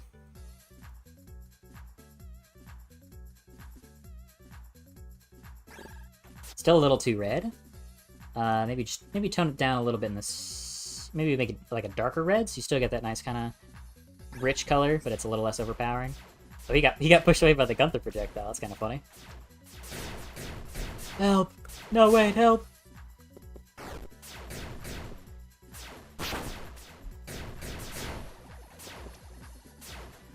No idea. No idea.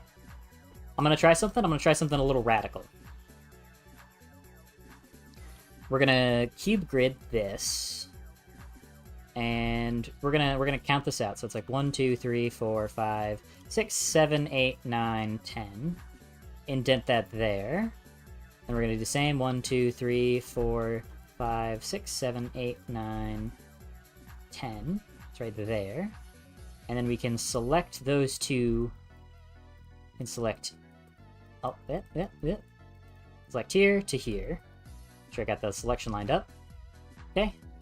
Then we can carve our way inwards. Okay, there we go. You can see this part's just been left untextured. Because here's what I'm thinking. I'm going to explain a little bit.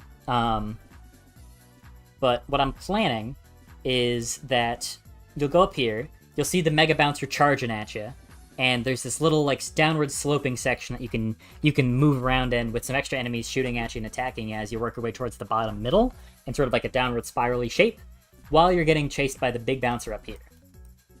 So you can be getting shot at from the guys down here, while he's attacking you from up here. That's what I'm thinking. Just make him immune to explosions probably would be a good idea. You can just turn an enemy to another, add a bit to their position, remove the enemy movement code to stack them.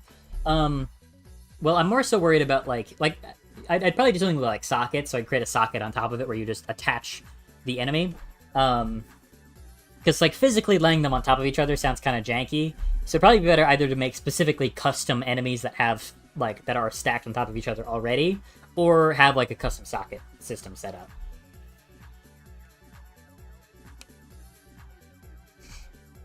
Needs the fun of launching the bouncer off the windmill, though. Yeah, it is funny to do that, but it's a little too easy to do that, is kind of my concern. Like, if there's gonna be a big enemy, like, it's fine if there's only one of them, right? He's too red still. Maybe just more like a dimmer, kind of fried blood red. Still a little much. Still a little much. Is this changing anything? It feels like this is not changing anything. It feels better. That feels better. But yeah, my issue with that is that it's just kind of too easy to do.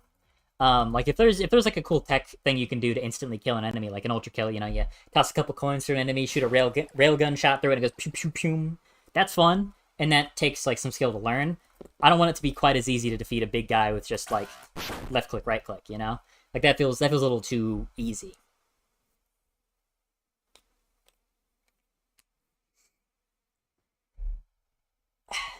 Is this a boss fight? Not really. I mean, it's more of an introduction to a new type of enemy, rather than a dedicated like boss fight. Like you'll know if there's a boss fight. No. Okay.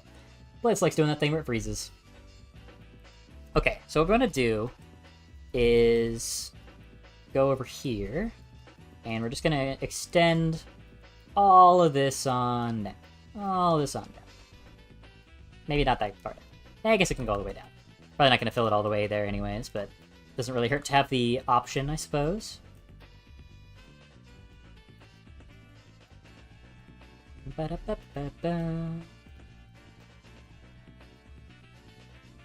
Okay, so we're going to extend this all the way downwards, and then fill it in with something. Not exactly sure what yet. I'm thinking maybe around this elevation would be a good place for something. So we just cut it across like that, so you can look down on the big pit. And then the portal will be right there. Maybe have like a trampoline or something to help you escape if you fall in. We can have some pillars and stuff with the enemy shooting at you. They make it a little bit more difficult to get them. Maybe go up instead of down. I mean, maybe... I think I kind of like it like this, though. Because I'm thinking, like, the idea is that he can still push you off the side or push you in, and that'll force you to reposition. Because I want this guy to still have the spirit of a bouncer, not just, like, directly deal damage. Because if he deals damage, it's not really a bouncer, right? Like, it might as well just be a brand new enemy. And I specifically want this to be... Like I said, this isn't just a boss fight. This is an introduction of a new type of enemy that'll be more common in other stages. So, the idea is that he can push you off there, or he can push you in here, and it'll still be a detriment if you get pushed in either way, because if you fall off, then that's a big time loss. If you fall in here, then you gotta work your way back up to the top to start attacking him again. It's like a boss fight in Wario Land, where they don't directly hurt you a lot of the time, but they do impede your progress by quite a bit. That's what I'm thinking. Okay, so I'm gonna put a little staircase in here. Making this probably about little platforms that are little 4x4s. Yeah, something like that. Then gonna grab this, extend that out as like so. Then we just keep hitting E for a while. Yeah, there we go.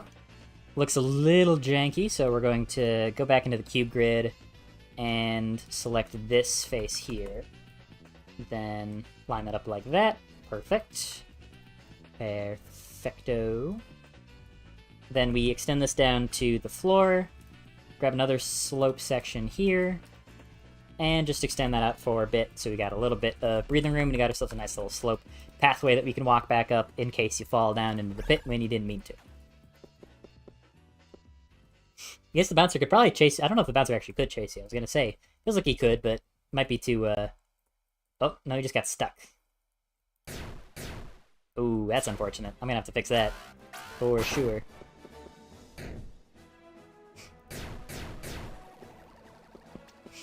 Bet he feels real dumb. Yeah, I think this section's probably going to need a bit more tweaking than I thought it would. Because I like the idea of the big bouncer brawl, but... I think it needs a little bit of some sort of secret sauce, you know. Right now it's kind of just a big bouncer, and the environment. I'm not sure if it works too well to his advantage, because he's pretty tanky. So maybe what I should be doing is thinking about leveraging the tankiness in his favor, where he can tank a lot of damage while you're getting shot at by other guys. Maybe make the bouncer a little smaller. Probably a good idea, actually. What if the Ultra Bouncer did damage because he's big and Ultra? Well, that wouldn't be an Ultra Bouncer. That would be a different guy. Like, that would have to be a different enemy entirely. Because the idea of an Ultra enemy is that they're just a souped-up, stronger version of their normal self. Set this to, like, 4, 2, and 2. I do like the idea of maybe making him a little smaller and maybe having 2 of him.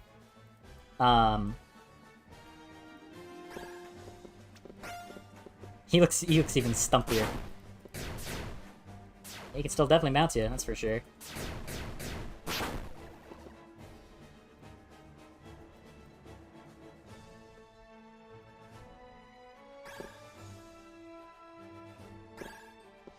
Okay, now he looks normal, but he still looks different. But yeah, if there's gonna be like a bouncer that would hurt you, I don't know. If I might as well just make like a Mega Slapmo at that point, right? Because they're functionally pretty similar. But I specifically want it to be something that's not super dangerous, because I should phrase a lot of this better. I don't think I've put this into words yet. But you gotta remember that this is at the end of a long stage, And imagine you're playing this level for the first time, and you get up here, and then you encounter two of a brand new enemy type that is extremely dangerous and fast and versatile. And now you gotta stop getting stuck on ledges.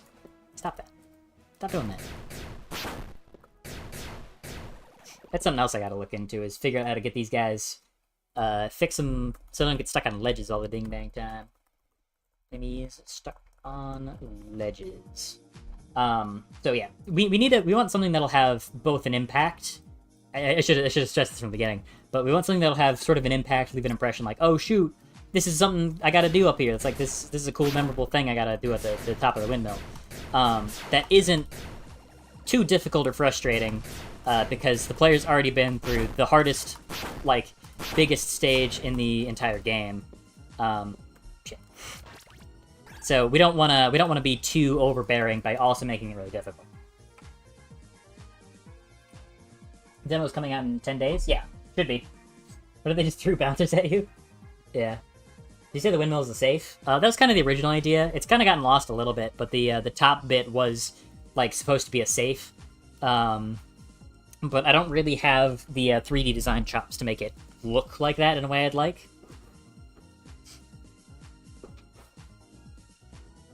I feel like it'll just be called Juiced, because they also utilize juice for strength. I like that idea. It's a good idea. Okay, so now what we're going to do is figure out what we want to do with the interior bit here. Is that centered? Kind of centered. It looks about right, because it's not supposed to be like... because it's in the, It's not exactly in the middle, because a large part of the area's been cut off, but it's kind of in the middle. Like, it's half and half in between the middle and not in the middle. So I think that sort of makes it look more correct. Okay, so you're gonna have these two big old bouncers running at you. Let's have a platform in the middle. Make it decently large. Something kind of like that, maybe? 1, 2, 3, 4, 5, 6, 7, 8. Something kind of like that. Just a nice little platform to put stuff on. Ooh, or maybe. Hold on, hear me out.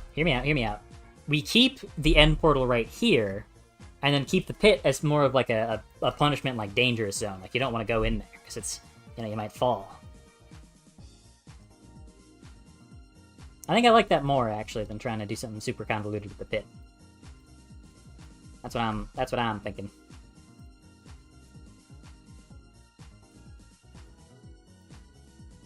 Bam. Okay.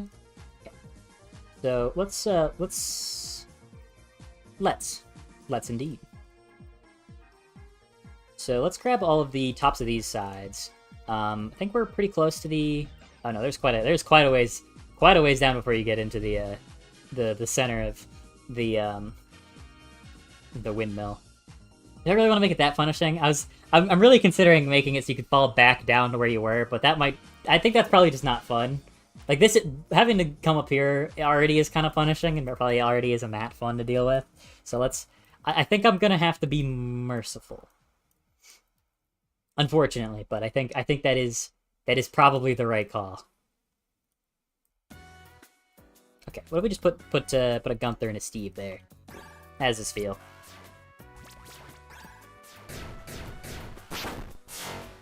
Ooh. Definitely need to fix the bug of things hitting too many times. Bro, he's got so much health. I think I might reduce his health a little bit now that there's two of them. Because I gotta keep in mind that these guys are supposed to become a more frequent occurrence later on in the game. So I don't need to go overkill on making them like super tanky, super durable quite yet. Like, that's not really necessary. Whoa. What pushed him? Gunther projectiles. It was the Gunthers. It was you. You did it. I keep forgetting to fix up your projectile so it stops pushing you. Let's go to here. Oh, I keep forgetting to make a new material for that. I'm gonna make a note of that. Gunther projectile material. That'll be a good bit of polish. But what we're gonna do is go to collision and give it no collision, because that's just a visual representation of where it is. And some people like the idea of being able to like ride a Gunther projectile, and don't get me wrong, that is fun conceptually, for sure. Like don't misunderstand. But it's kind of caused more problems than it does good, especially because it can oftentimes like impact players when they don't want it to. Like it's very easy to get jostled around by him when you're not expecting to, and I don't really know how to leverage it. I don't know. It's more of a downside than it is an upside. I think I'm gonna add some platforms here so that the bouncers can approach you on here. I don't want it to be too safe. I don't want the player thinking that they can rest easy. They gotta know that the bouncer is after them at all times.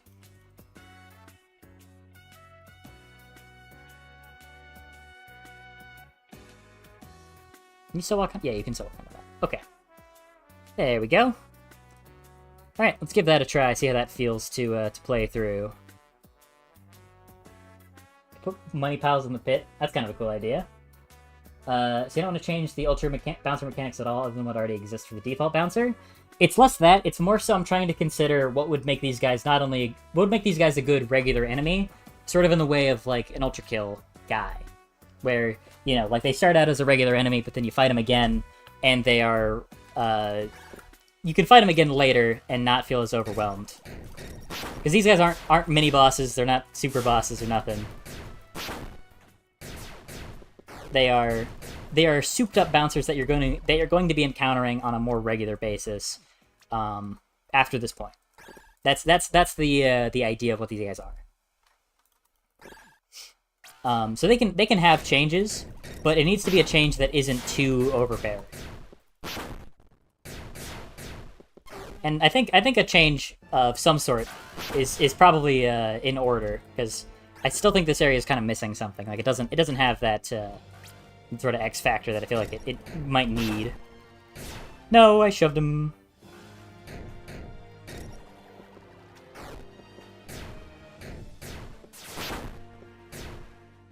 You guys just gotta stop getting stuck on ledges, man. It's a real problem.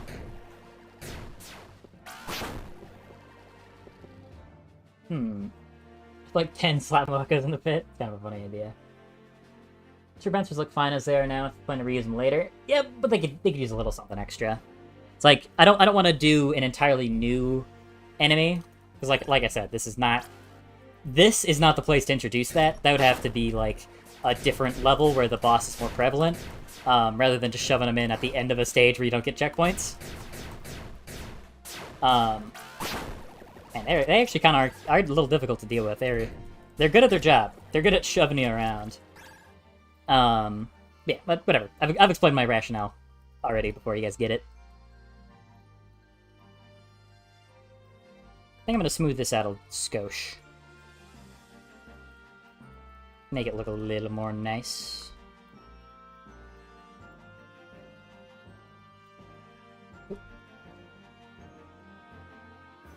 There we go. That's what I'm looking for. So we'll smooth this out and then texture it. And then I think I'm going to give this level just a couple of playthroughs, see how it feels before we call it today. You can definitely kind of tell, I think, that this is getting close to the big release, because there's not a whole lot of like actual unique stuff. It's mostly been tweaking and polishing and whatnot. Can the projectile be 2D as well? Just do the same thing to slot machines? Seeing a 3D bullet from 2D enemy is weird. I mean, I get that, but the problem is, like, it's not so much an issue for the Gunther attacks. Like, this could probably be a 2D projectile, and I think that would look good. But the cubes, the cuboids would not look good with that, I think. Because they're actual cubes, right? And being able to get an idea of where that projectile is in space is, like, if it was simply just a drawing of a cube instead of an actual cube, you don't get to read that as well. But I think that is a good suggestion for the Gunther projectiles. I think that is good thinking. All right, I'm gonna set you to wallpaper. And then set this to the checker. There we go. I gotta make a darker version of the checker texture too. Gotta do that before I forget.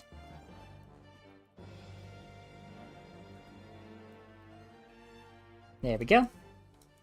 Man, I don't know why changing what color the materials are makes the whole map have to like update the nav mesh. Very funny.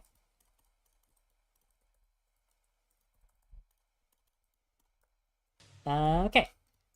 Set that to wallpaper. Alright, and there we go. Now we got ourselves a nice little mini section. I meant specifically the Gunthers, should be more clear. Oh, okay. Well then, in that case, I 100% agree with you. What about giving them a little jump? Give who a little jump? The bouncers? The super bouncers? I'm not sure if a jump, because their best strategy is running at you at all times. So like maybe something that enables them to bounce you better. I guess maybe if they could like jump over stuff like this, that'd be pretty cool. I don't know how to code that, but that'd be kind of cool. Charge attack? Charge attack's a cool idea. Are there channels on the Discord we could send either fan art or concept ideas? There is a fan art channel. Yeah.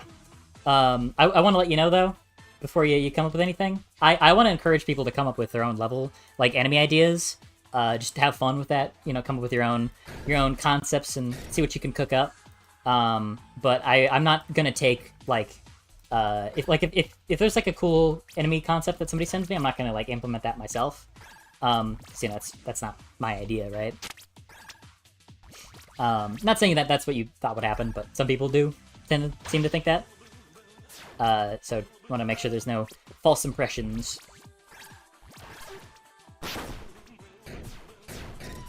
Why are you so wide?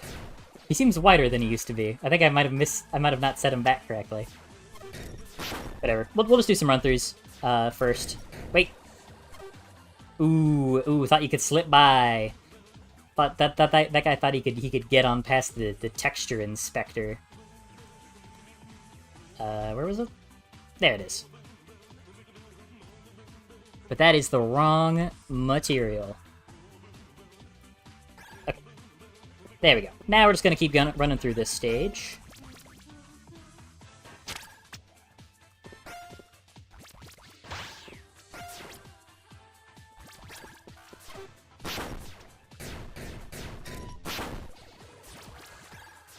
So now we get up here, with every single shot on the Gunther, on the Steve.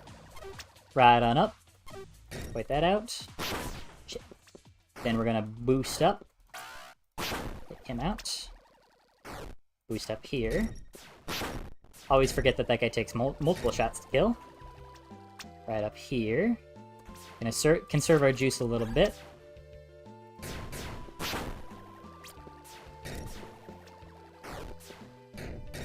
Him out. Him out. No, no, no! Oh, so good! The run was going so good, dude! I flubbed it. I flubbed it. Dang, that was such a nice... That was so clean.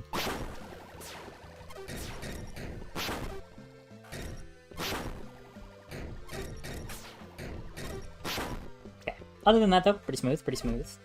Overall, mostly. I don't think I've set a, I'm not sure if I've set a good speedrun time for this stage yet. That'll definitely need to be done.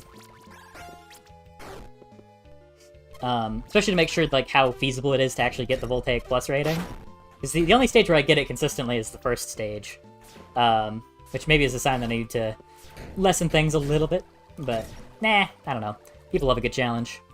Now this is all out of whack. Something's all out of sorts up here. This is definitely a job for the texture inspector. Yeah, all that's gotta be blue. Looks like that's... Yeah, okay. There we go. That is fixed.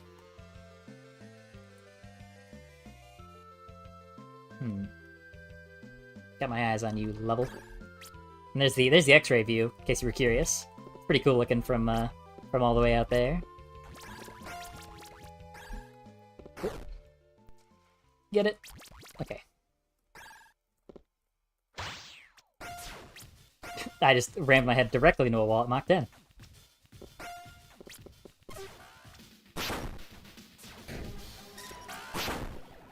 Okay, well, not the best start. I wasted a bunch of juice, but it's okay.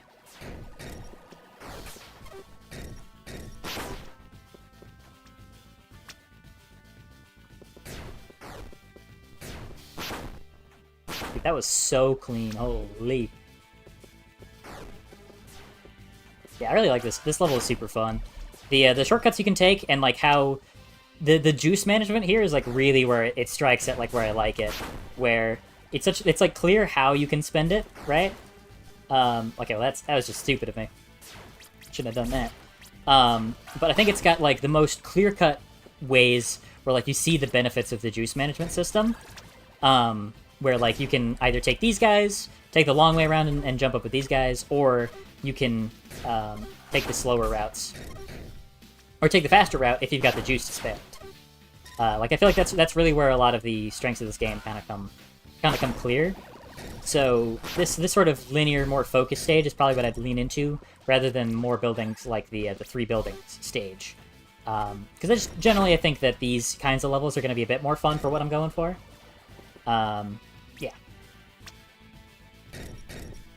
I do like the concept of scaling ins and outs of Windmill. Yeah, I think it's really fun setting too. The other stages don't really have a setting. It's like more nebulous. So that's something else I want to do for sure, is lean more heavily in the future on like locations and kind of leverage the benefits that theme has to offer.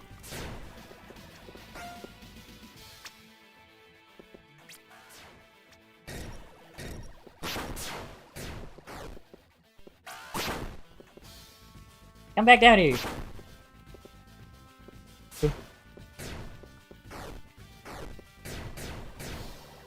Okay, there we go.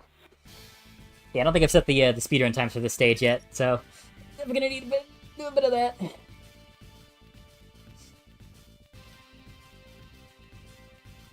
Why the bouncer gotta bounce like that? Because he's fooding. How about a jeb in the pit instead of slopes? The slopes are a little bit more punishing, so I kind of...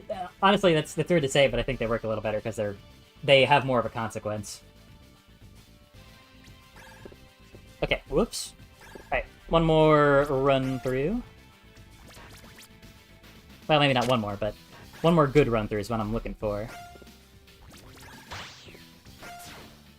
Ooh. Overshot it by a good margin there. Whoop, whoop, whoop, whoop, whoop. And even I fumble with these controls sometimes. It does take a lot of getting used to.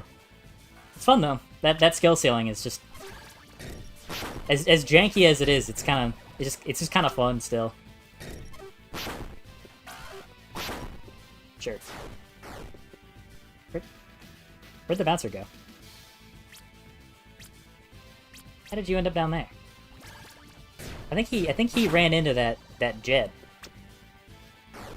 Yeah, I think he bumped into that jeb.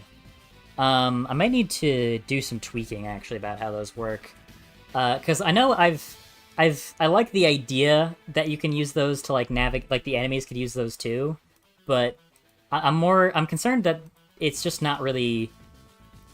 It kind of causes more problems than it does solve things, if that makes sense.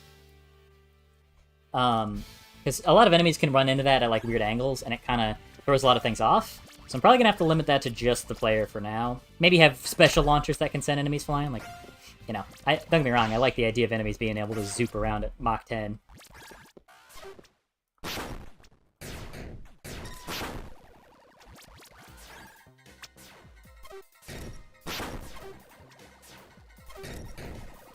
Honestly, though, playing this demo just kind of makes me really excited to get working on the next area. Not to you know, immediately start moving on to the next thing before I even finish this thing. But I feel like each level has gotten progressively so much better than the last one that I'm really excited to see how much further I can take this up next. Especially because I've got some really, really cool level themes that I'm excited to build stages for.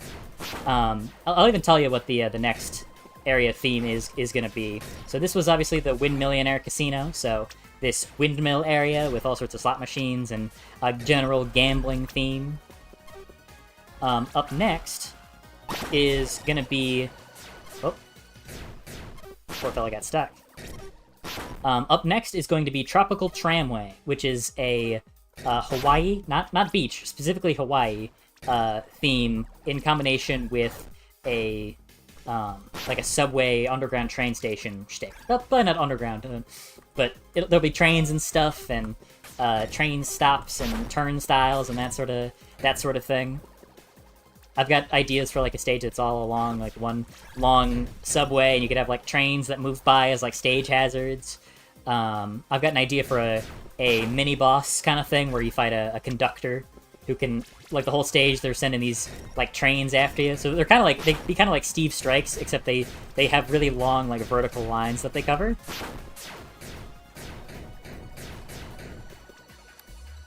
$159, baby, let's go. That was a great run. I need to get a Voltaic Plus still. But I think that'll be a really, really fun level shtick. And I'm really excited to begin working on that again after the demo. Because I'm getting this out, and then I'm definitely gonna take like probably a week off, because I've been throwing myself at the wall for this game for quite some time, and I think I need to spend a little time doing something else. Maybe doing some like relaxed drawing, get back to my anatomy, sketching and studying and stuff to try to draw people, so I can't just draw these dumb blob people.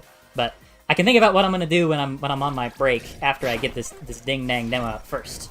Ain't no time to be resting.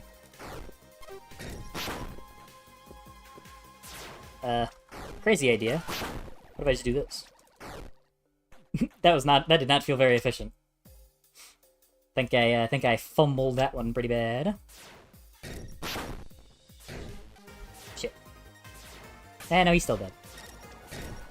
Why didn't that give me juice back?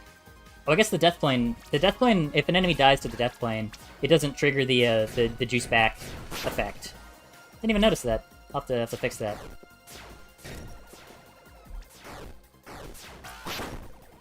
I really shouldn't have wasted that there. It would have been a lot more effective to save it for this upcoming section. Yeah, shoot me. What are you gonna do? Shoot. Neither of you guys got hit by that?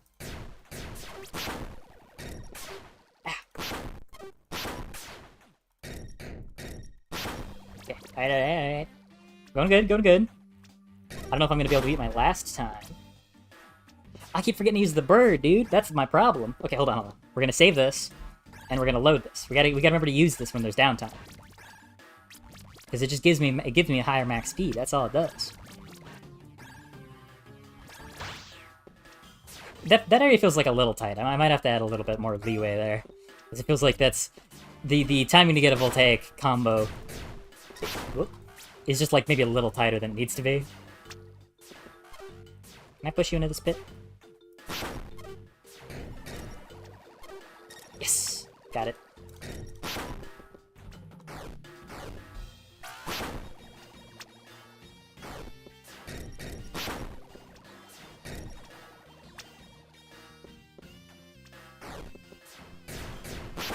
No! Ah, I whiffed it. Dude, that run was going so good! Okay. Actually, I don't know why I'm doing this. This is just objectively faster.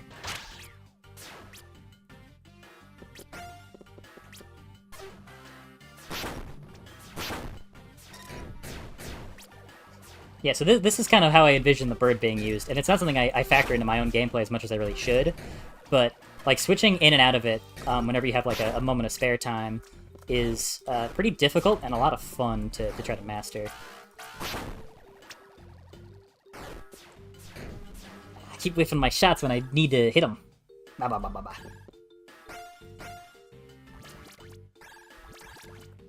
Gimme.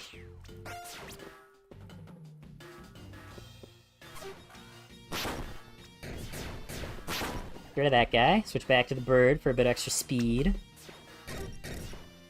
Kill him. Go up. Oh, nope, go up. Yeah, but that probably was a lot slower than just running at him. Whew. I am cutting it close right now. I don't know, I'd be playing with my juice so riskily. I mean, kind of do, I guess, if you wanna get those really good times. It is kind of a cool thing about the juice system that I didn't even really intend for, but it's worked out pretty well in my favor, I'd say. Where, like, you really gotta play riskily if you want to... If you, like, for getting really good times, it encourages playing, like, extremely riskily. And, as we all know, risk-reward is a lot of fun.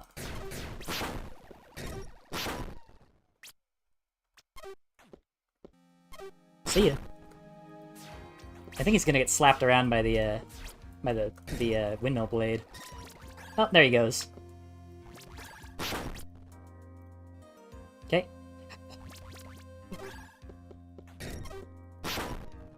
Okay. Go, go, go.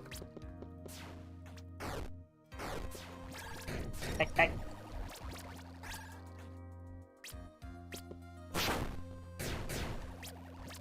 Yeah, the bird is super good. I need to be incorporating it more into my gameplay.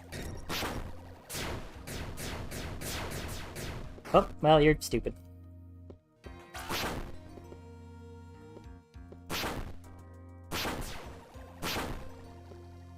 Okay, yeah, so I definitely need to fix the ledges thing. No, who did I miss? Oh, I missed someone all the way down there. Shoot. That was gonna be a really good run, too. That was gonna be like a 155. Damn. Wait. Did I not kill the Slapmo? I thought I got the Slapmo as I was going. I think I just missed him entirely. Oh, I think I just missed him. I just didn't kill him. Whoops. Alright, let me read some messages. I was kind of locked in for a while there. Let me see what people are saying. I think the juiced bouncers fly a bit too high. They do get a little too impacted. Maybe a little too cruel, but what if Steve Strike could lead his strikes or track player for a bit before striking them? I think it might be a little cruel for such a common enemy. Maybe like an advanced Steve Strike. Like, that could be a good way to do like an ultra guy. That'd be kind of cool.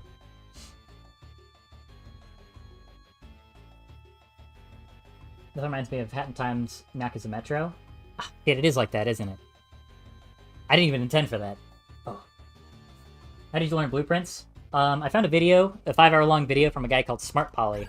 It taught me how to make a zombie FPS game that it was like a 5-hour-long tutorial that I followed over like a week.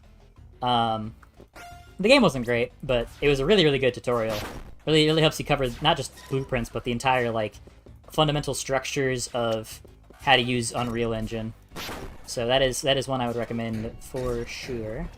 Probably find a more updated one, because that's one I followed is probably a year and a half old at this point, so I don't think it's exactly the most up-to-date source, but any video like that where it teaches you how to make an entire project, because it's really good to start by just following someone else's tutorial.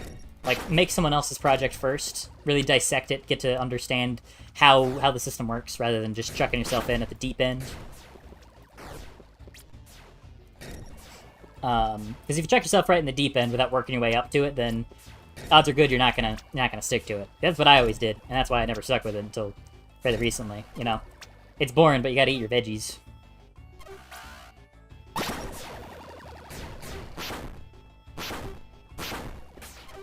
Who hit me?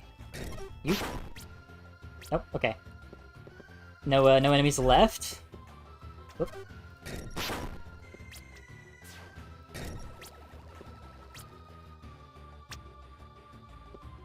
Whoop, whoop. Okay, he's definitely dead. There's no way he isn't dead.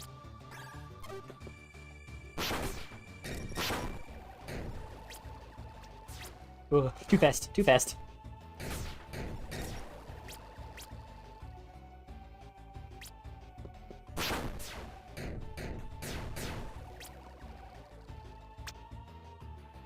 Too fast, too fast. These guys are so quick.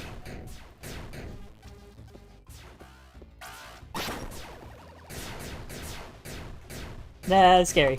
No, I'm gonna lose so much time on that. No! Don't land on the stage. Please don't land on the stage. Okay. Alright. Whew. Okay. I'm gonna need to figure out how I'm gonna set this voltaic time.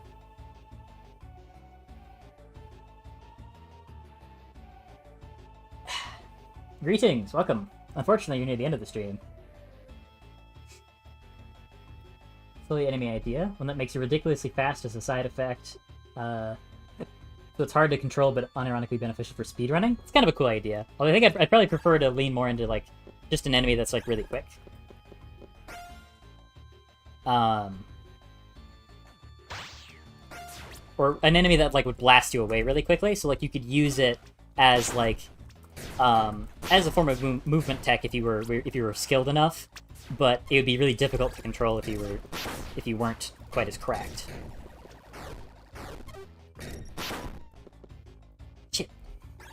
Keep wasting juice when I don't need to.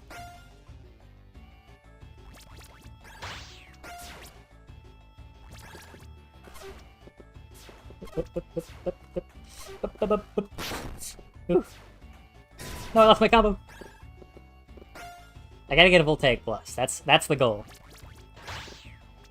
I think I am gonna need to make the bouncers, the super bouncers rather, the ultra bouncers, invulnerable to the effects of getting launched by the effects of detonations. Because I think that's just like a little too overbearing. Like if they get hit by that, they could get sent flying away, and it's kind of not that fun to deal with. So it's probably going to need a bit of a rework. Okay, I might need to rework this stage a little bit more than I thought to make the combos a little bit more attainable, because this is kind of difficult, more so than I intended.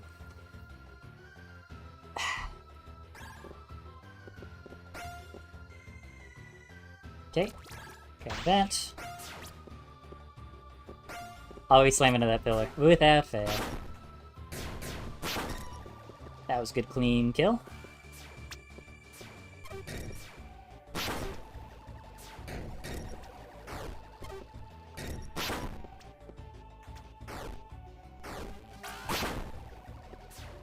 That was sick, actually. I did a bounce off the top of his head. That's the root, dude. That's the root. That's crazy, though. How? Okay, I'm not gonna do that in my testing runs for Voltaic times, because that is insane. But that is such a cool skip. That is awesome. That's the kind of thing you love seeing. Little bits of emergent gameplay that you didn't intend for.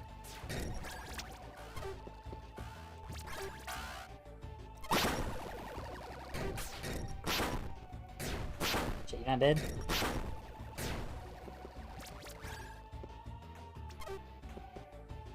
Yeah.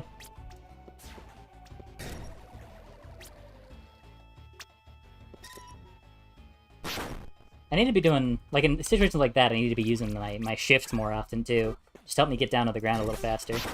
No reason not to, just gives you more speed. Shit, I just walked right off that. Okay, that was bad. That was real bad.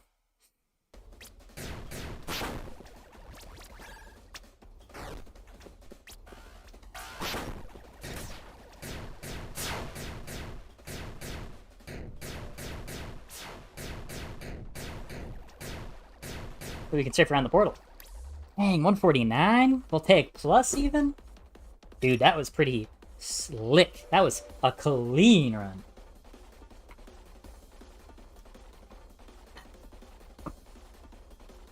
That was so good.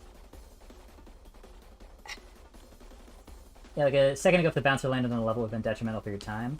Yeah. So they need to have some sort of thing where it reduces it. Negative ultra bounces have less knockup properties, where you could just at least have the ability to still be effective, but less because he's ultra. That's a good idea. 149 though, that was such a good run. Sometimes I'm like, is this game actually good? And then sometimes you play it and I'm like, oh hell yeah, this game is good. Probably. Here's what I think I want to try, because I'm pretty sure this is a thing I can do. What if we go to character movement, and let's see what I think it would be like mass. Yeah, mass. Say set mass. Make it like 500 and see if that has an impact. I'm assuming that has an impact on launch. Oh, I opened Visual Studio by accident. Shut up. Get out of here.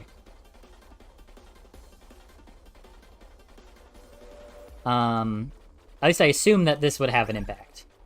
Let's set it to current game location. That didn't do anything. What can we do? What can we do to make this work? Maybe like gravity scale?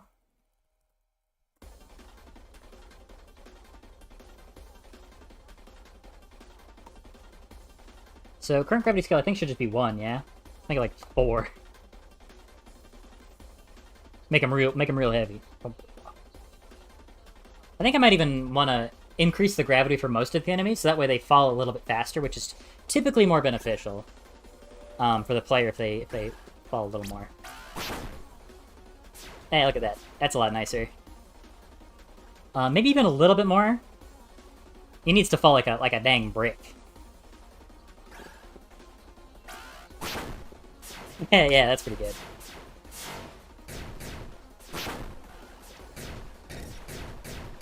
Whenever he dies, though, it looks like he gets like dragged to hell because his gravity scale.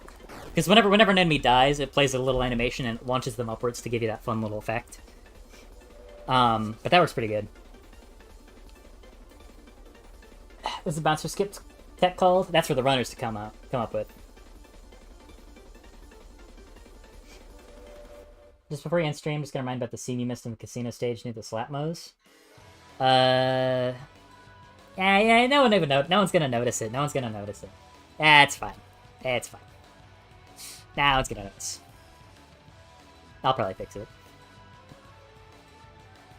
But those kinds of fixes are necessary but annoying. There we go. I know there's another bit that I realized I had missed. Go to the material editor and make that ceiling. Okay, but I don't know about you guys, but I'm feeling pretty darn confident about how that... confident. You know what? I'm feeling great. I'm feeling pretty darn good about the way that this level is coming along. Feeling pretty good. Feels fun to play, it's got some cool skips, it's got some cool strats. And now I'm gonna go fix that seam, because I was reminded. And I'm not lazy, I'm hard working. I'm not gonna let these stupid little things pass us by. There it is. There you are, you little seam. Where are you? What causes you? Recycled from actor? No? Sometimes it works, sometimes it doesn't. Sometimes you just gotta set it to 0, 0. Oh. Yeah, what causes this? Is it like a phantom block somewhere? Okay, so the issue wasn't this. The issue was right here, there's just like a phantom. There's a ghost of a block. How weird. How weird. Okay, let's set that to wallpaper. And bada bing bada. Is there a new... There's another seam? There's a seam down here now? What is happening? There's some kind of jank going on here. Okay, that's something is up with that. I'm gonna look into that later. I guess it's not the biggest problem, but it's kind of annoying. And if I can figure out what causes that, it'll be easier to deal with it and get rid of it. Make it so it's not an issue anymore. It's a hard-working game dev. That's me, baby. You seem. Don't forget about that pit in the windmill. What pit in the windmill? I'm pretty sure I fixed the pit. I think. Or is it the big pit? Did I texture the big pit? I actually don't remember now. Yeah, I did. Oh, I didn't texture this wall. Oh, how did I miss that? I don't even know if this is what you were talking about, but if it was, thank you. I just didn't notice. Oops. Yeah, this is definitely going to need a darker texture, though. I'm going to need to make a dark wallpaper texture, probably for the inside walls here, and then for the inside walls here. Just to make sure that the central pillar and some of the other stuff sticks out a little bit more from everything else. Okay, but that was good. Good progress. Now, before we conclude today, I did want to ask a question. Because I noticed... I don't want to be too hyper-obsessed with numbers and stuff, but I noticed that the viewership today was a lot lower than it was on the previous streams. Same day, same time. And maybe it was just like people weren't... Maybe it was a combination of thumbnail and title not being as appealing. Maybe it was something else like that. But genuine question for anyone else. If, you know, is there... how did you feel about today's stream? Go in the pit and look up. Oh, yeah, you're right. You're right. But yeah, I just wanted to ask. Is there anything that maybe stuck out as like an issue with today's stream that I could potentially address. Yeah, because if there's something I'm accidentally doing that's making people not as interested in watching, then, you know, then let me know. Because I would like to know. Because I had an average like 30 last time, and I was down like 10 or so this time, like down to 20-ish. And that's not the biggest deal. I don't want to make it sound like I'm ungrateful for the 20. I really appreciate everybody who shows up. I want to stress that. Like, it's great. I really appreciate it. But you know, if I'm doing something that's making the streams less good than other streams, then I prefer to know. You know. Stream was great. I had no issues. I think people have generally less interested in polish and level design or character creation. That's probably true. Because like if it's just like the stream concept itself isn't as interesting, that's fine. You know, I'll take that. Yeah, that's probably just a good point. Like if I'm making a new level or a new enemy, that's probably more interesting inherently. That's a good point. But you know, like what if my mic sounds bad, or my mic, well, it probably does. It does a little bit. But like, what if the auto balancing was wrong or something else was up and it just made the stream less pleasant to watch? That's the kind of thing I want to be aware of. But if it's just a content diff, then that's fine. Want to see it edit the ultra bounce from speedrun, make people don't like polishing. Yeah, I mean that's understandable. If that's not like inherently, I think it is less interesting probably. Well, these streams are just fun to hang out in. Okay, well, I'm glad to hear. I'm glad that it is still that you guys enjoyed the stream. Like I said, I'm cool with having streams that are lower numbers than other streams because the concept isn't as interesting to other people, as long as it's still like a fun stream for people who are here. That's really what I'm caring about. Like these are not, I'm not making a ton of money off these, I'm not getting a ton of advertising off of these are just fun to do, you know? Should wait because I had to work, of course. Yeah, well, no worries, Marcus. Okay, well, I'm glad you guys, I'm glad that was what it was. And not just that, like, secretly there was a giant, like, fan noise in the background that was making the audio unlistenable or something. You know what? Hold on. I know I keep saying one last thing. For real, one last thing. I wanna tweak something. Because I use the... Let's go post-process. And I use PPI for this, don't I? Should be PPI? Yeah, I use PPI. So I want to make a couple of tweaks, because I noticed some people suggesting that I make the outlines a little larger, and I'm gonna try that, and I'm just gonna see what that looks like, and see if that looks good or not. What is Fresnel power again? There's a bunch of variables in here that I don't remember what they do. Say max. I need to increase the max draw distance a little bit actually, because there's a couple things I noticed where it's like clearly visible, but it's not. It's still showing up as like having weird lines. But I think, yeah, that should do it. Yeah, because if you go really far out, you can see that the outlines start disappearing. And I need to make sure that it's not close enough so that way the level stops getting outlined. But you also don't want the skybox to have outlines, because then it looks like, then it's a janky mess. Let's set this to 2. Oh no, I made the outline too thick. Let's just see what this looks like with a 2. Oh, it's too much. It is too much. It kind of looks good on the level geometry. Like, I like how that looks. But I think it's the grazing angle mask power. That's a 2, maybe. Maybe I increase that to 4, because I've got something called the grazing angle, which basically you can see where there's that sort of black area that sort of takes over. And the grazing angle is what prevents that from happening. Doesn't seem like it's doing a whole lot though. If I change modulation factor, change it like 50. Okay, that works. There we go. Okay, there we go. That fixed it. Now it's looking a lot sharper. Maybe the thicker outline is actually a little nicer when it looks like that. Because it looks good in some of these circumstances. Yeah, I kind of like how it looks here. Maybe it's a little thick on things that are far away. What does this threshold mean? I forget what all these do. Just changing variables all willy-nilly. Streams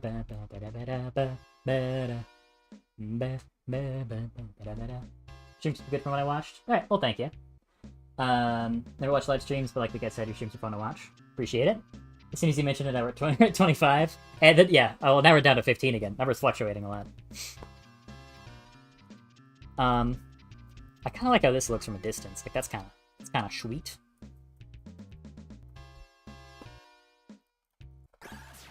Maybe I do like the slightly thicker outline. Maybe I do.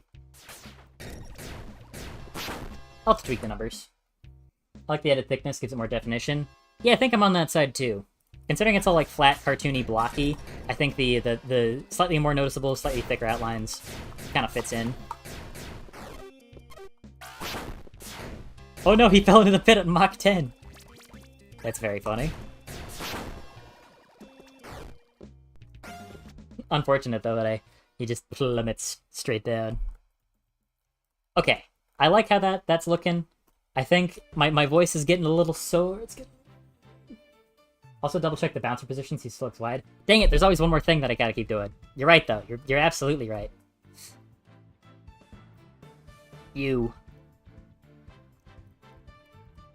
I'm gonna, one of these times I'm gonna say one last thing, I'm gonna mean it. I mean it. Ooh. Now he looks correct. That's an appropriate roundness for this fella. Yeah, I do like the extra thickness. That does look nicer. Yeah. Just kind of wish I could get more evenly applied to certain surfaces, like here, you know, where where two faces meet. Kind of wish I could see that a little bit more clearly, but that's not really how the outline shader works. But oh well. Okay, now for real. I mean it this time. We're done. No more. I'm tired, and I'm gonna chill for a little bit. No mas. Anyways, thank you guys so much for showing up. I appreciate it. Appreciate all the good feedback and suggestions as per the usual. Appreciated the handful of donations and whatnot too. Very cool, yeah. And I hope that you guys will be excited to play the demo when it comes out in about 10 days. So, thank you guys so much for stopping by. And I will hope to